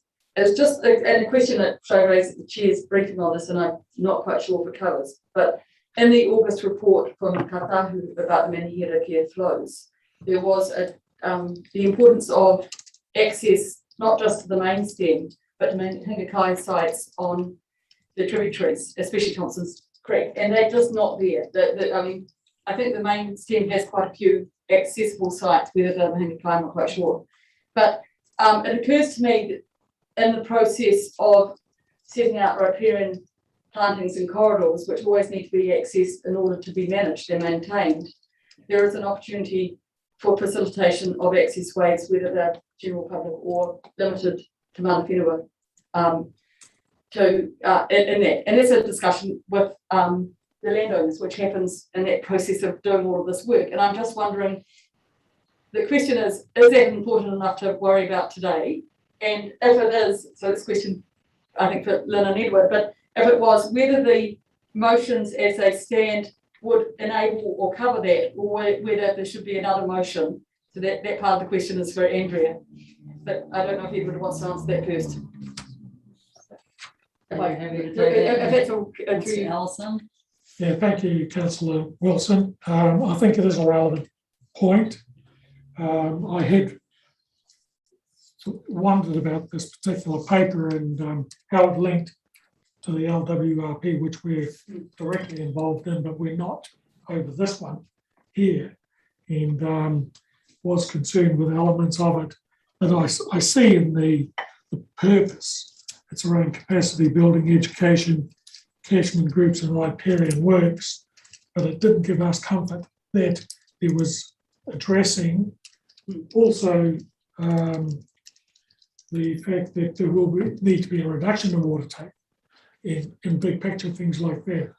Now, I understand Chief Executive did explain the purpose, which helped clarify its business as usual, and the land and water plan stuff will come on, but there was a linkage that we're concerned about. We don't see the linkage to give us comfort that our interests are going to be addressed.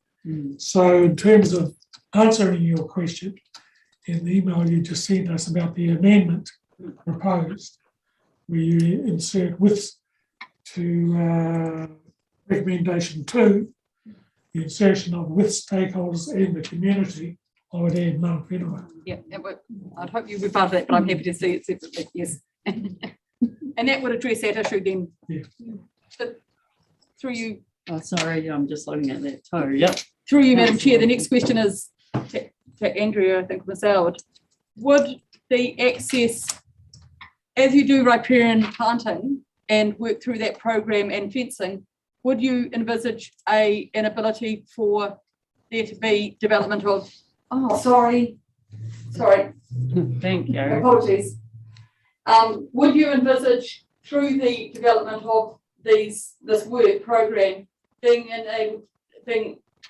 with the current resolutions to look at access provision, either public or limited to mana whenua, as part of the work program, or would it need a specific separate motion potentially? Ms. Gardner's got her hand up. Oh, thank you. I don't know if I'm necessarily going to answer your question, Councillor Wilson. I don't know if Ms. Howard would like to answer your question. I was going to help you with a little bit more information about the governance group and its membership. We'll go to Andrea first, perhaps specifically on that one, and come back. Thanks. Through the chair, obviously we would want to do anything possible to give effect to mana whenua aspirations and needs. So if you wish to refine the resolution that was made last year, we're more than happy to consider that and work through that. I'm not quite sure. Yeah, I'll think about it. Yeah, have a think on Yeah. how that I'm not trying to be difficult. could be incorporated into resolution. Thanks. Yep, come back on that. Ms. Gardner will cover off what you wanted to say now, and then on to the next lot of people asking questions. Thank you. I just wanted to help you further to understand the connection between the governance group and the work we do as ORC. So the governance group terms of reference specifically contains our vision for the Clutha Mata'o FMU and the Manuhiri Kia Rohe from the proposed regional policy statement.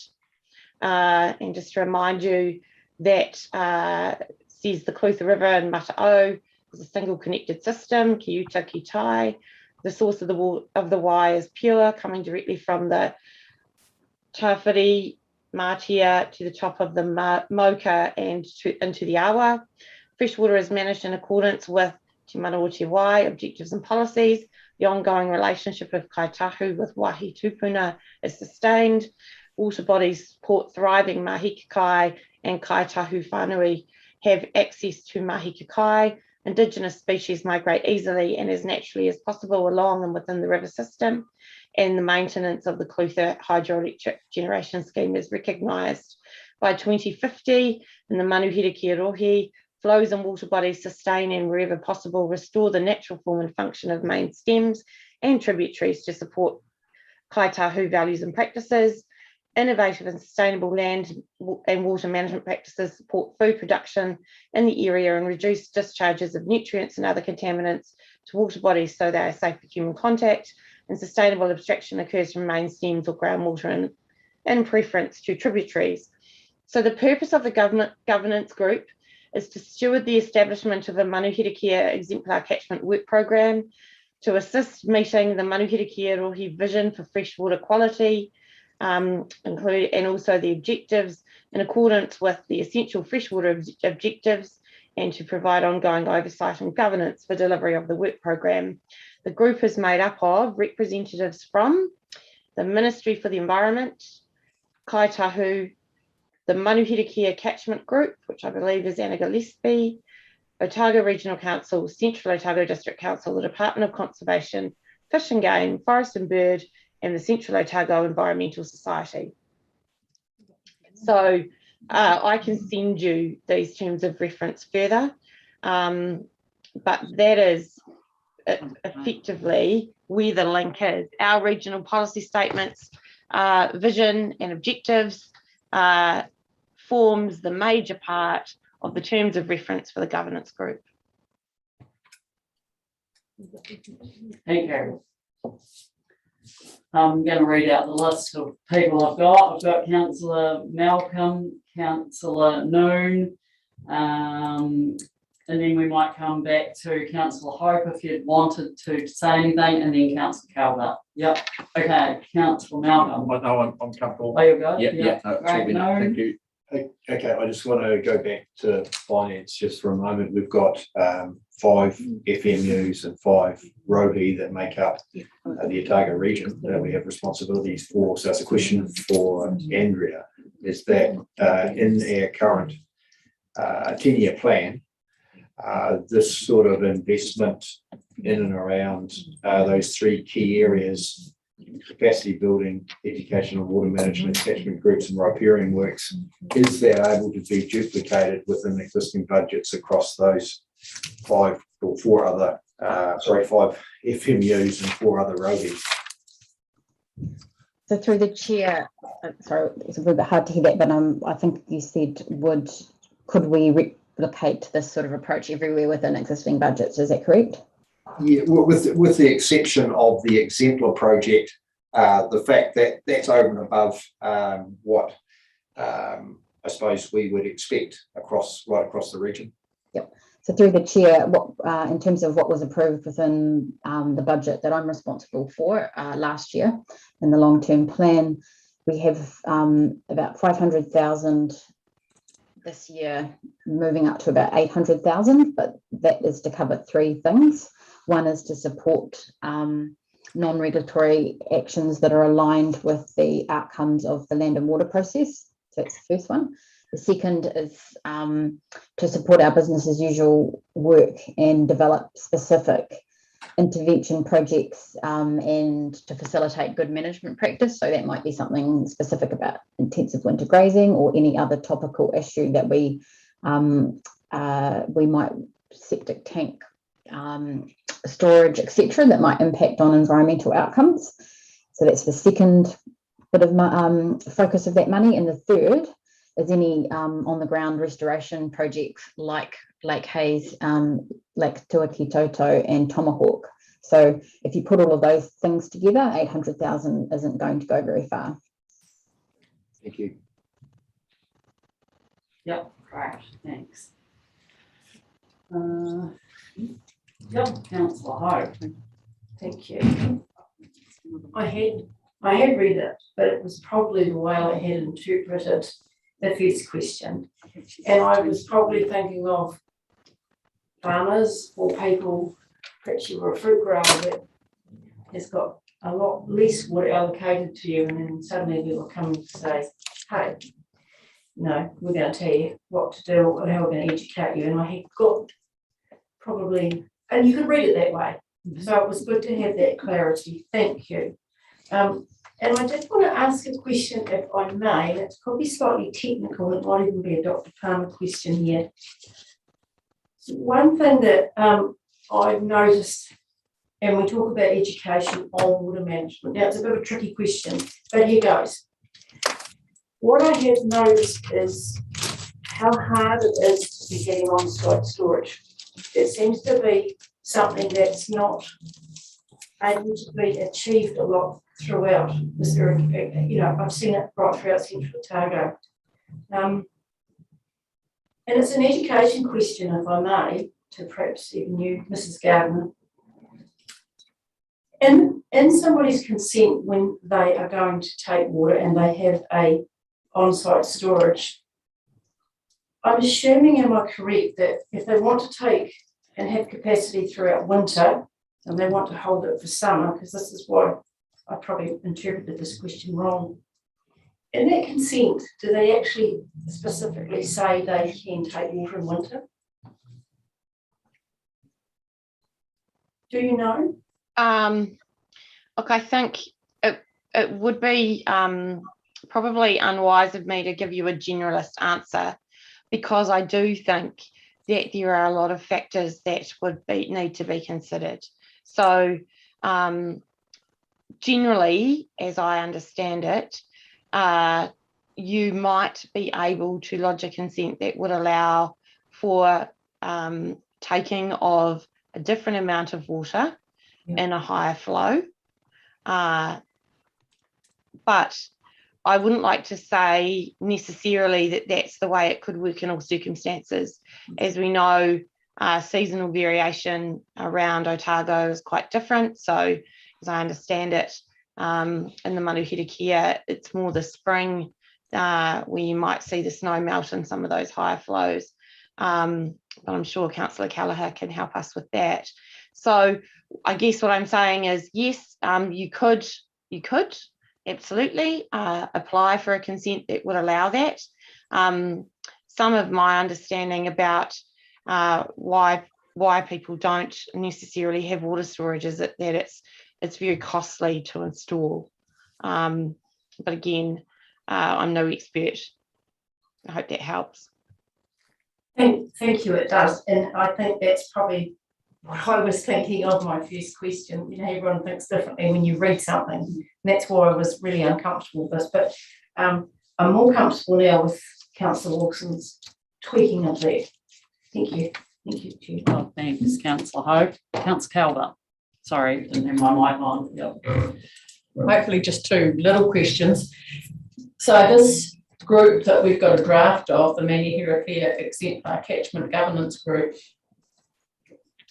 hasn't got the representatives that your list, Mrs. Gardner, was different from the list that's there.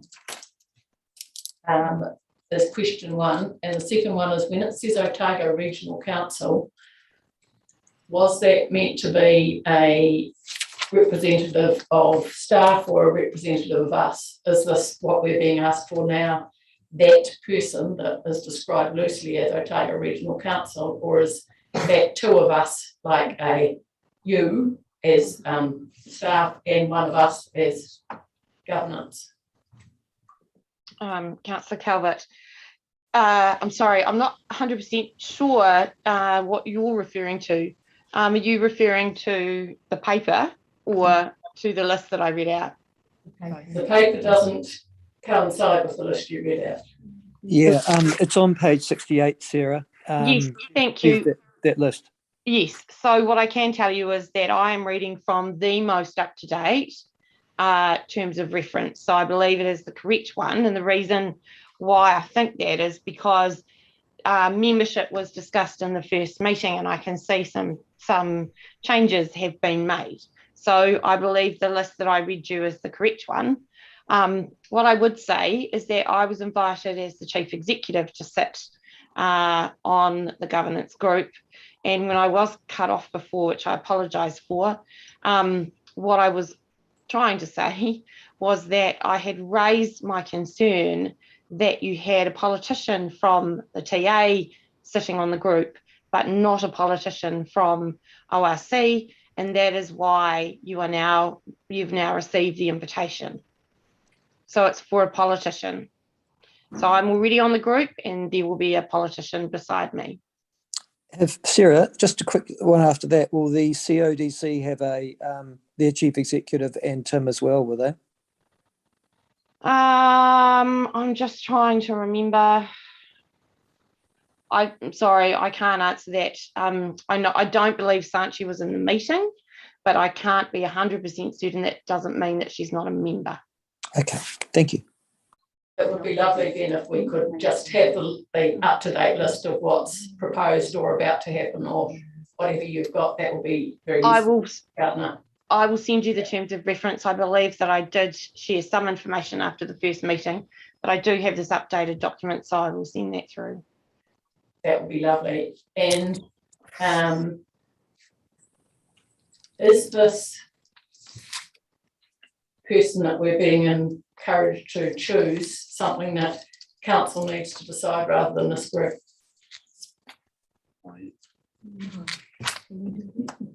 I'm sorry, I'm a bit confused about the question. Yeah. So the invitation has been put to you as council to nominate a councillor to be on the group. That's not, sorry, the resolution didn't say that. The resolution proposed to us suggested that we, hold on, where is it? Requests council to nominate an elected representative.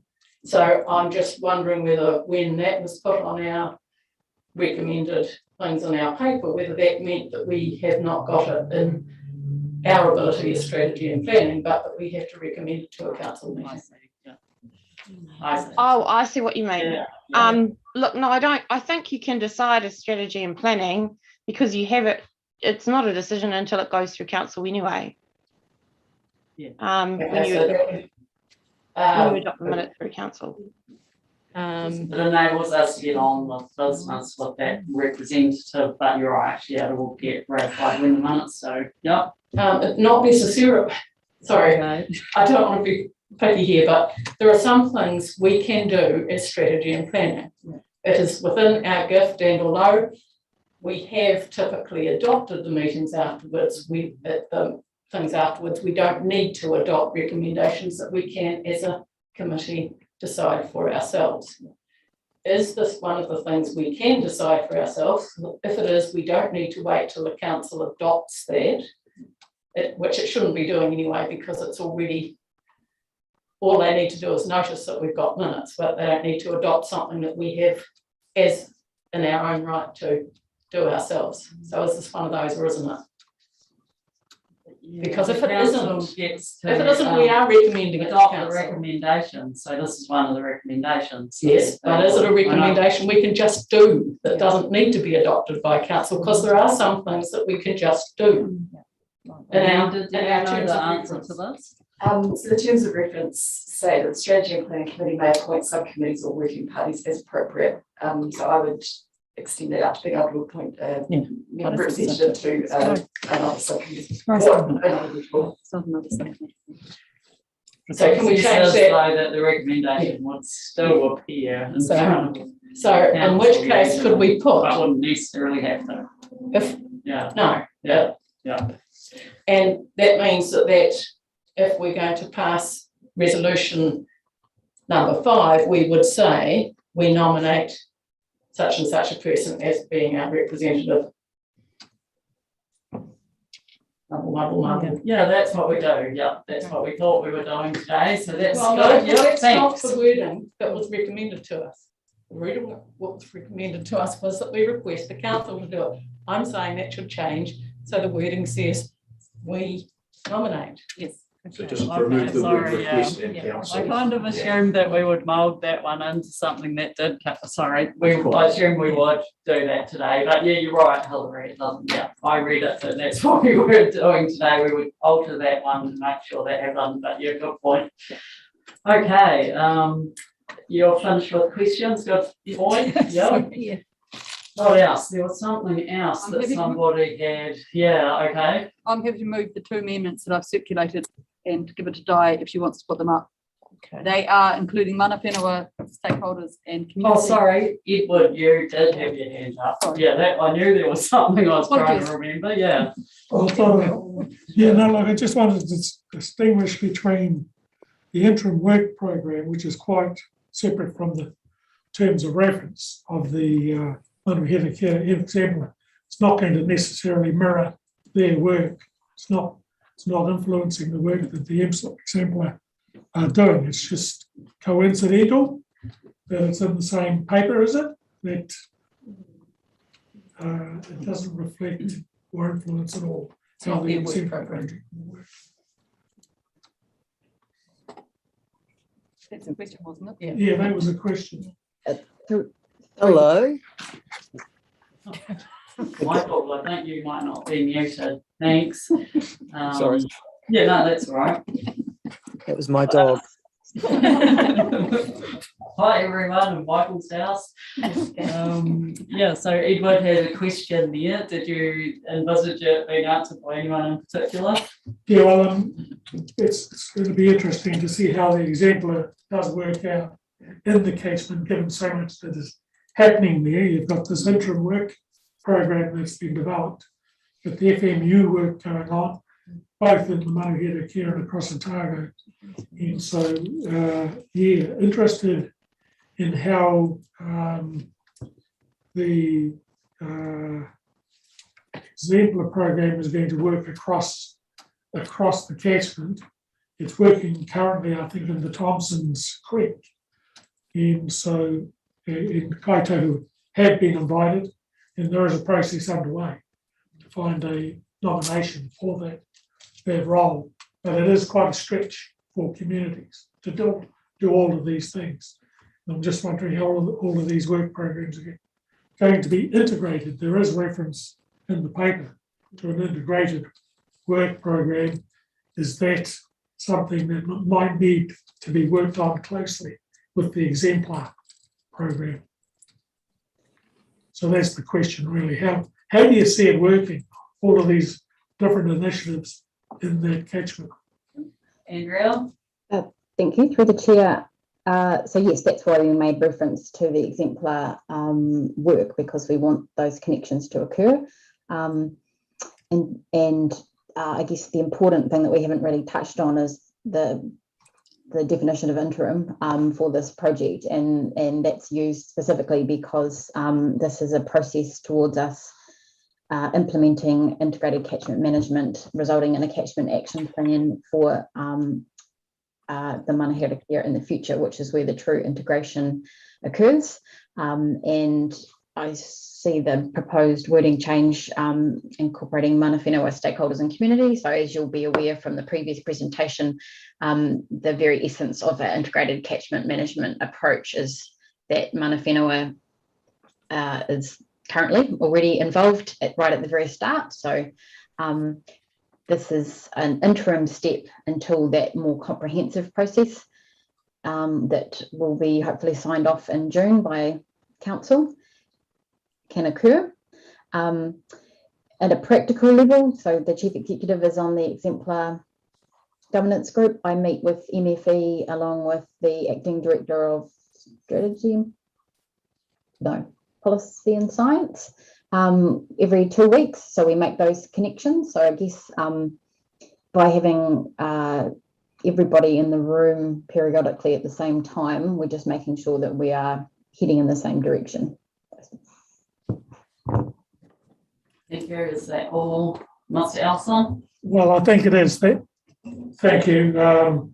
We do have in the meantime interim someone from Okaha attending the exemplar meeting, and I think the point I'm trying to make is, yes, to keep that integrated connection, we need to be able to be seen across all of the work programs. Through the chair, it happens that the Okaha representative on the exemplar group is also the same person that is the representative on our integrated, on our sort of project team for the establishing the integrated catchment management approach and subsequent catchment action plan. So it's 0 degree of separation. Yeah.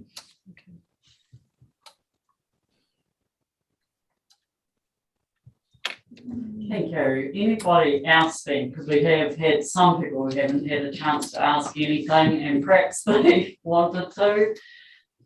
Lynn, did you know? Yeah. I had just a similar question to Edward's, but that's fine. Okay. Yeah, no, that's fine. Okay. Thank you. Okay then, sorry, Kate, you were halfway through talking about possible amendments. Prior to having amendments, we need to have motions. Well, I'm happy to move the motions as amended, so you don't then have to amend them, as I have circulated, I think, to everyone. And that incorporates the words mana with mana whenua stakeholders and the community in number 2. And I think in number 5, I've added the words including access after something to do with riparian developments. Thank you. And provision for access under 4. Apologies. I'm also happy to put Councillor Kevin Malcolm's name up, who I think has worked in their many head care already on the exemplar. I appreciate that Councillor Laws has offered his opportunity as well, but I know that Councillor Malcolm has already been working in that area, and therefore happy to put him and his network already in there without any difference to you, Michael. I take it very badly. Thanks. So sorry, just trying to get this straight. Councillor Wilson, you are moving all of those 5, but with amendments, are you? Yes, with those amendments in there. Yeah. Okay. Okay, sorry. And I have a seconder as well for all of those with the amendments. Yep, okay, opening it up then, Councillor Hope. I was going to second it. Sorry, Councillor Calvert. I've got a question about that. Yeah, about I think- procedurally then. Sort of, I think the draft, and it might not still be in the final one or whatever of the exemplar group, envisages an alternate. Oh, and Right. I'm happy to. okay. Right. Am I right there? Is it? Did I read that somewhere in the middle of that draft? Andrea, do you know that, or someone know the answer to that off the top of your heads? If not, that's all right. An alternate for the, do we need to appoint one? Yeah. We're happy to put Michael Laws in. Yes, that's as what the I thought alternate.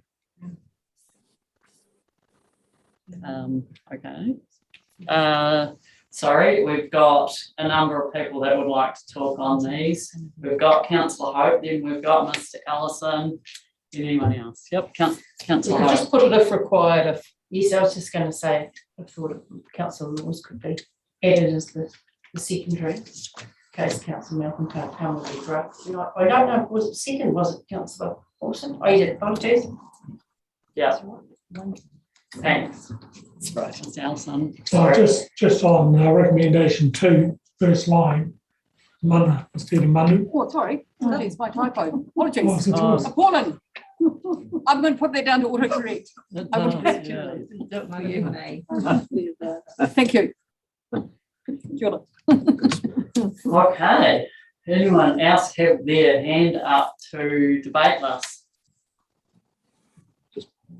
Council, oh, sorry, Council no. Just briefly, Madam Chair, just acknowledging that Councillor Malcolm and myself did, as the Chief Executive alluded to, have a discussion quite some months ago, and we talked about a number of initiatives. Some are in this paper, some aren't, but the reality is that I think it's a really important step that the Regional Council have made in adopting this paper. We're embracing this, the non-regulatory intervention or interventions to help communities move forward with the challenges that exist in catchments or in FMUs and rovies. And I think that the strength of this type of intervention will be the ability for not only this organisation, but all the other organisations that have an interest, obviously including Mana Whenua, but all the other organisations that have an interest in ensuring that we move forward and get a better outcome for all concerned, but clearly, moving towards addressing improved environmental outcomes. So it's a good step forward. Thank you. I'd like to echo those words as well from the chair. I like those 3 focus areas. I really like that we're moving into an actual implementation type scenario too. That's great. And yeah, I think the focus area 1, just if I can make one comment, and I understand where Councillor Hope and perhaps Councillor Calvert came into our meeting, and sometimes our use of words really influences people's on or off switch right at the very beginning, and I think that was a really good illustration of that. And I think that educating on is perhaps something we need to think about as a council going forward. It's perhaps something that maybe 15 years ago was something we might do. It's now probably worded and actually as a philosophy something different from what we do. So if we can maybe think about that as a council, because once we had a good talk about what we're actually doing, we're all actually on the same page. So hey, we can learn from this, I think. So thanks, that's all I wanted to say. Councillor Calvert, you've got something. I think it's a very good step, and I think leveraging off government money is always a good plan, if possible. They take it from us down here more than their share, and so good to get some back. I presume what we're supporting is the in number 5, something that says councillor Malcolm in brackets, alternate councillor Laws, close brackets. That's, I think, what the understanding was, yeah. I just would like to Oh, well, move it just keep into it words going rather over than and second, understand. that's what you were Yeah. thinking? Yeah. In which case I absolutely support. I didn't I sent another email to Di, she said enough for mine today. I just wanted it to move, not to be an understanding. Thank you, Di. Right. Everyone's had a chance to debate. Did you want to write a reply? No, I defer to the chair for his writing reply. He didn't. Thank you. Okay, well, by the sounds of it, because you moved them all together, we're going to have them all together then.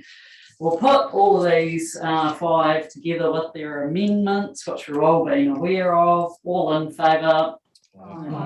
Against? Carried. Okay, thank you very much. I texted Gary. Can we have a 5 minute? Thanks. We can have a 5-minute break. I'm just going to highlight to you that when you come back for paper 7.6, I'm going to be like, oh, sorry, do you want to say I something? thought we asked to have 7.7 before so that people who are leaving for 7.6 can go. That's a good point, yes. Yeah. We're going to have 7.7 first. After that, I'm actually going to be vacating as well, and Kate's going to be taking over. I didn't mention that, so that's happening as well. Conflict of interest, potentially having a partnership in a small forestry block. Yep, thank you. So we're doing 7.5 now or not? No, we're No, doing you want to Monday. go 7.5. Sorry, 7.5, Yeah. 7.7. Yeah, good point, Kevin. I knew I needed a bit of help this afternoon. Well done, everyone. That's cool. Yeah. Thank you. So We are going to have a 5-minute break Well at done. this point. Thanks, we stand adjourned.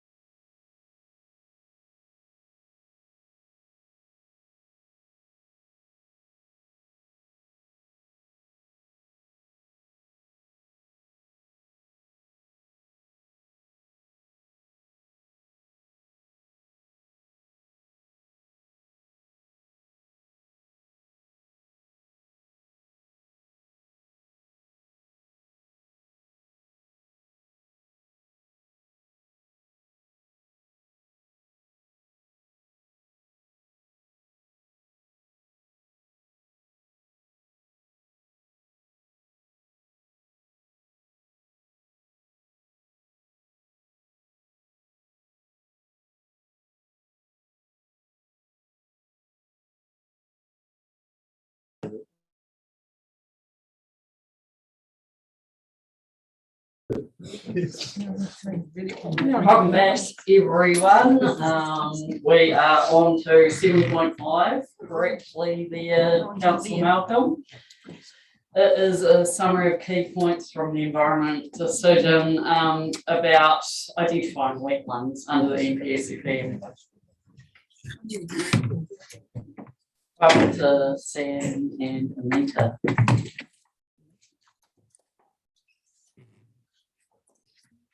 We probably don't need to go through it particularly in that I'm sure we've all read it. And I wonder whether it's the sort of paper that it's really useful to have in front of us as a reference point, and that when we find out more about how it develops and what it means to us and things, we might get a report back later to see what differences it's made to us. Really well summarised there, Councillor Calvert. Thank you.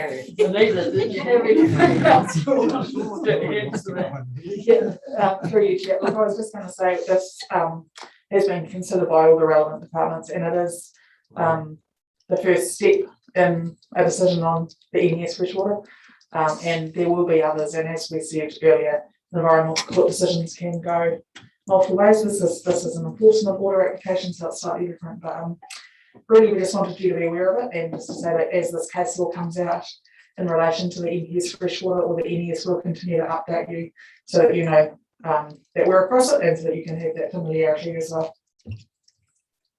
I'd like to move that we note it. Sorry, yeah, we've got a moving. Have we got a seconding? Yep, Councillor Malcolm and Councillor Noon. You want me to say It's just a quick question. Yep, Is there any more clarity around defining a wetland in a practical sense? I remember there was some, and this was Richard Saunders's area, but there was some talk about determining where there was a natural state versus, when they talk about pastoral, or the introduction of pastoral farming or whatever, and it's sort of like a 50-50 scenario. If it's more than 50% natural, it's a wetland. If it's more than 50% in a pasture state, obviously it's going to pull the water, but this is like just a green pasture, if you know what I mean. So there was some work around better criteria to actually define wetlands. Are we any further down the track with that? Are you aware? Yeah, so you will be aware that staff gave some advice to MFE, or MFE asked for some advice around the definitions and the implementation guidance. So we haven't necessarily seen anything pop out, but we know that they are continuing to work with it, and the science team are continuing to engage and provide feedback, because there is quite a cascade of definitions you need to work through to get to the end point, and one of the goals is to make it clearer for everybody. Thank you. Thanks. Yeah, okay. Anyone else want to say anything then about this one? No, it is a noting paper, and Councillor Calvert's quite right. That's all there for us to see. So we have the mover second, all in favour? Against? Carried. Right. Oh, there you are, pretty GG. Yeah, we will report back. Quickly do a little bit of so our last meeting several weeks ago, we had sort of a more of a high level update, but a focus on the FMU work. Just on that, obviously the online surveys for those last three FMUs, Dunedin Coast, North Otago and Tauri, I believe it's completes the survey period tomorrow, I think it is, the 14th. There was also quite a discussion around the regional wide provisions, and obviously moving into that stage, and also the economics and the assessment program work that sits behind that side of it. And just reminding everyone, there was a 2-pager that was distributed by David Cooper that sort of gives the background around why that work's being done and what it looks to try and achieve. And it's looking around obviously the impacts of a land and water plan efficiency of the provisions in the proposed plan, that sort of thing. And that was probably about it. That's all I had on my notes. But Edward may want to add to that, or Gretchen. I'm not 100% sure whether we settled for our next meeting. I'm not sure whether we've got to that point, or Anita may be able to tell us that. Yeah, so so Rachel Curry has resigned and finishes in a couple of weeks, and they will all be in the calendar for the balance of the year before she goes. Thank you. Councillor Wilson, but just before that, I was trying to remember whether we were going to ensure that minutes or Dropbox or so that everyone transparently can see as well as our verbal reporting back. There might be more that people can see. Thank you, Madam Chair. That reminds me that we agreed to have the meetings verbally recorded, and that will be in the cloud mechanism, which I've yet to be able to work out how to get into, but I think it would say. But so that will be available to everybody if they want to access the recordings of those meetings. Very good. Councillor Wilson. Sort of a question and to the councillors as much as staff who are on this. I've had some feedback about the survey. Look, we all know COVID has put us all in a difficult position, and I'm not wanting to sound critical, but I'm probably wanting to ensure that we can ensure that we're using technology as best we can going forward rather than looking back. And I've been really impressed going on other Zoom meetings about using polls and questions and breakout groups, which are all available in the technology that we use, but we don't seem to use it. And it's probably the question to the councillors and Edward who are on those things, do we check or do we have a role? And I appreciate the high level, but just coming down and ensuring that the community can have that effective interface if it is using technology, because I think we can do better than we have done, and I'm slightly concerned about people being disengaged by the process to date. Councillor No. I'll have a crack, but what I can report, I can't remember where Anita made the comment, but that question was asked, and I think Anita said something along the lines that we would use the technology available to the best of our ability, or something along those lines, and breakout sessions were something that was certainly on the radar. That's what I can recall, but I can't remember where you told me that, Anita, whether it was in a formal meeting or not. I remember saying but I can't remember where, but I think the point is that we're always keen to make sure we can do it better. So if you've got examples of where other people are using online forum in really interactive ways that you think will work. The next round of consultation, we are planning that it will be in person, but it's subject to the whims of a global pandemic. But we are anticipating that they will be and planning for them to be in-person meetings. If we need to switch to online, then we're really keen to get those examples so that we can have a look and see how they apply. Right. That's a good question. Have we reflected back, or is there a margin of just checking what does success look like? Because just knowing how many survey results would you want to get back from, say, the Catlins or from Queenstown Lakes to know that you've successfully engaged? Because I don't want to go back and redo that, don't get me wrong, but I'm not quite sure how much weight I could put on some of the data that you're getting if you're not getting 100 responses, say. I don't know. So we do undertake feedback reviews, improvement sessions after the meetings. There isn't a fixed number, but the key thing to remember is the survey is just one part of the feedback in the process and one part of one stage. So it goes into, a mix of different sources of information, and then we use that to shape up. I'm not sure if there is a magic number or a percentage. We can certainly have a look at the numbers that we got and get that information through to you if that's useful. I'm hoping that will be part of the report back, yes. And that was a great point just before about the upskilling on use of online platforms, I suppose, Zoom, whatever, Microsoft Teams, whatever. I just think if you guys do manage to come up with some training or improved ways of using, it'll be great for the whole council to learn from that, including things like workshops we did this morning, all different, that worked well, but there's all different ways that we can run things, and I think as a society, upskilling on those is really important. So, because it is the way that we're going to be engaging, so we need to embrace it. So, good point there. Right. Any other questions of Land and Water Governance Group? No, Mr. Allison, you haven't got anything you want to touch on? No. No. All done. Great. Okay, well, that one is completed, and I am going to leave the chair now, and Councillor Wilson's going to come for the next paper. Anyone who would like to leave for the forestry paper can do so.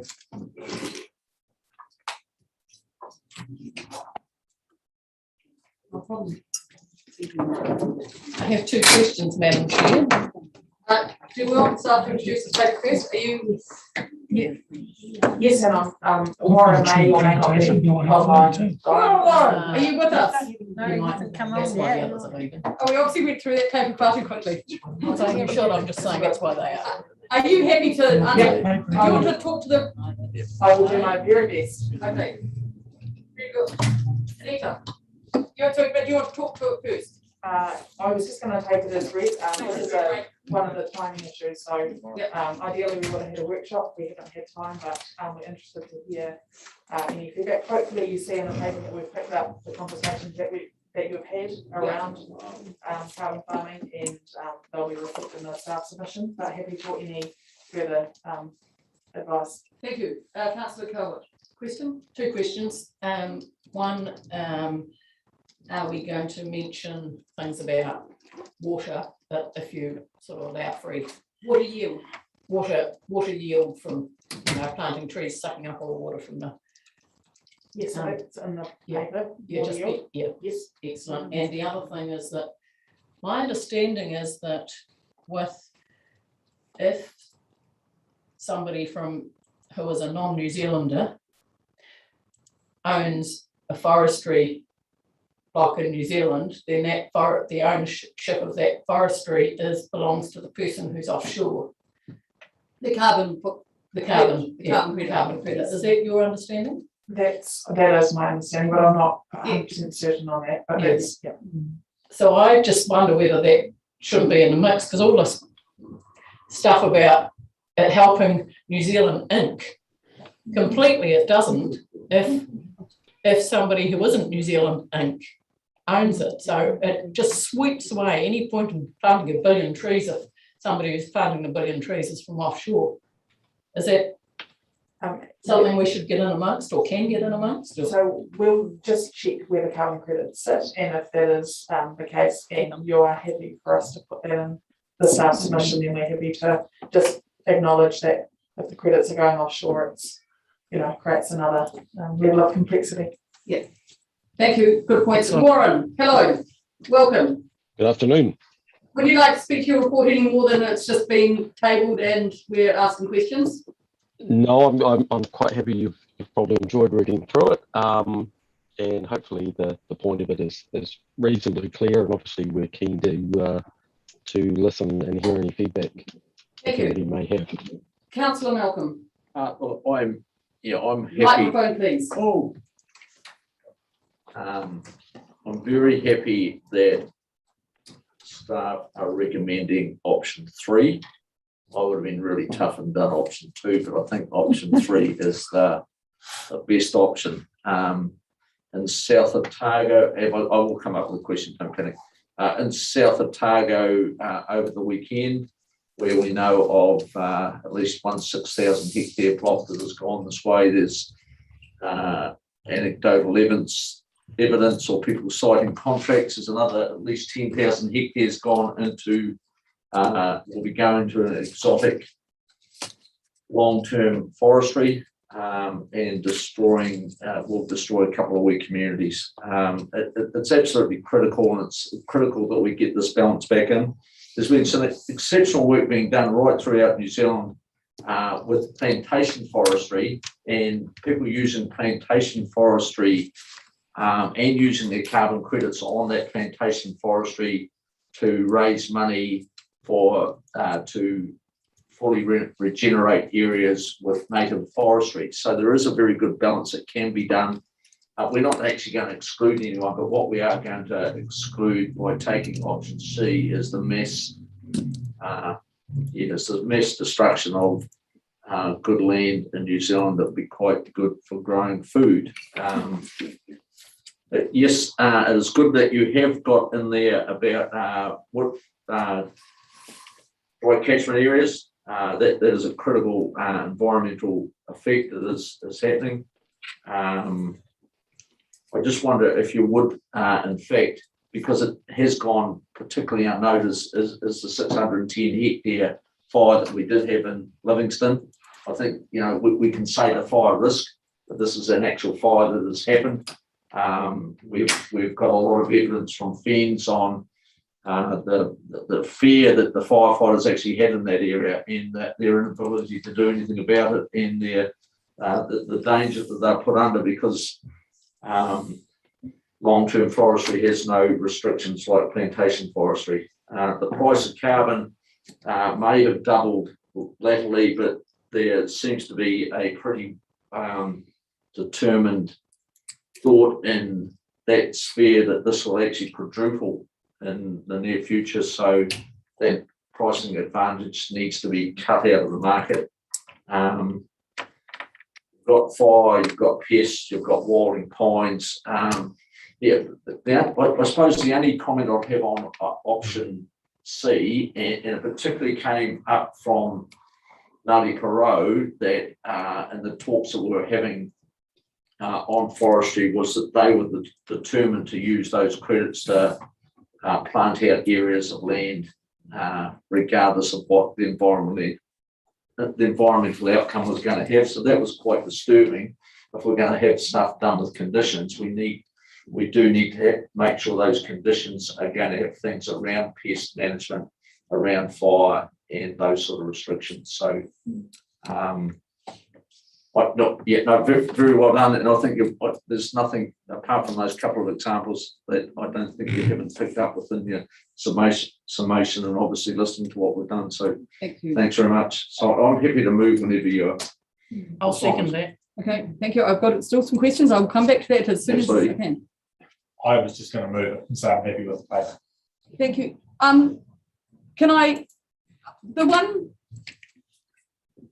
there any other questions? So I don't like doing questions before members, but I congratulate the government, because it's not often that you get people prepared to change policy once they've set it, and the fact that they brought this paper, both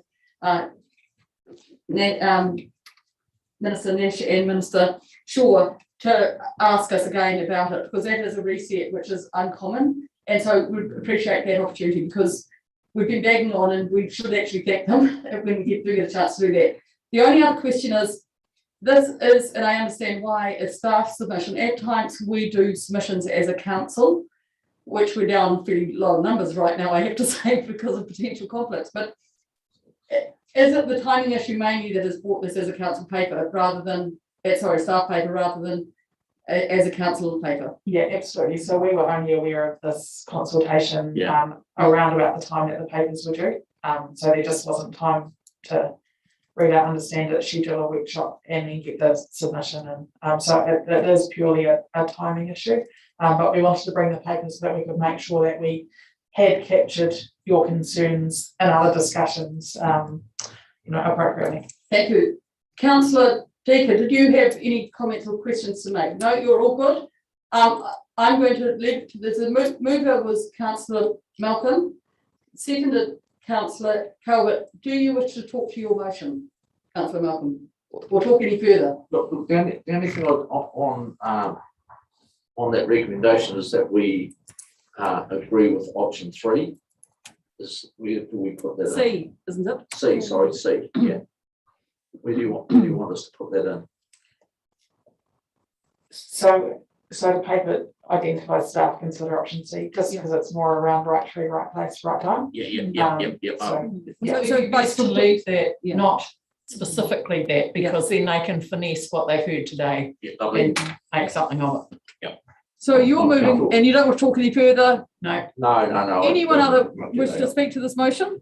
I'll just say that I support it too. I think that this is the right way to go because literally and metaphorically, the landscape is changing so fast. Yeah. And new information is coming all the time. And under the current, what we know at the moment, to prevent that registration, but with an ability for exemptions and special circumstances is probably the best thing we can do. Whatever those may be. Okay, on that basis, I will now put the motion. All in favour, please say aye. Aye. Thank you. Councillor Decker, any against? No, passed. Thank you very much for your good work, Anita and Warren. Enjoy your Easter finishing that on our behalf. Thank you. How many people will be at futsal? May you all enjoy a bountiful Easter egg supplies. Thank you. How many people will be at futsal when you get there? They've just said that we're allowed 6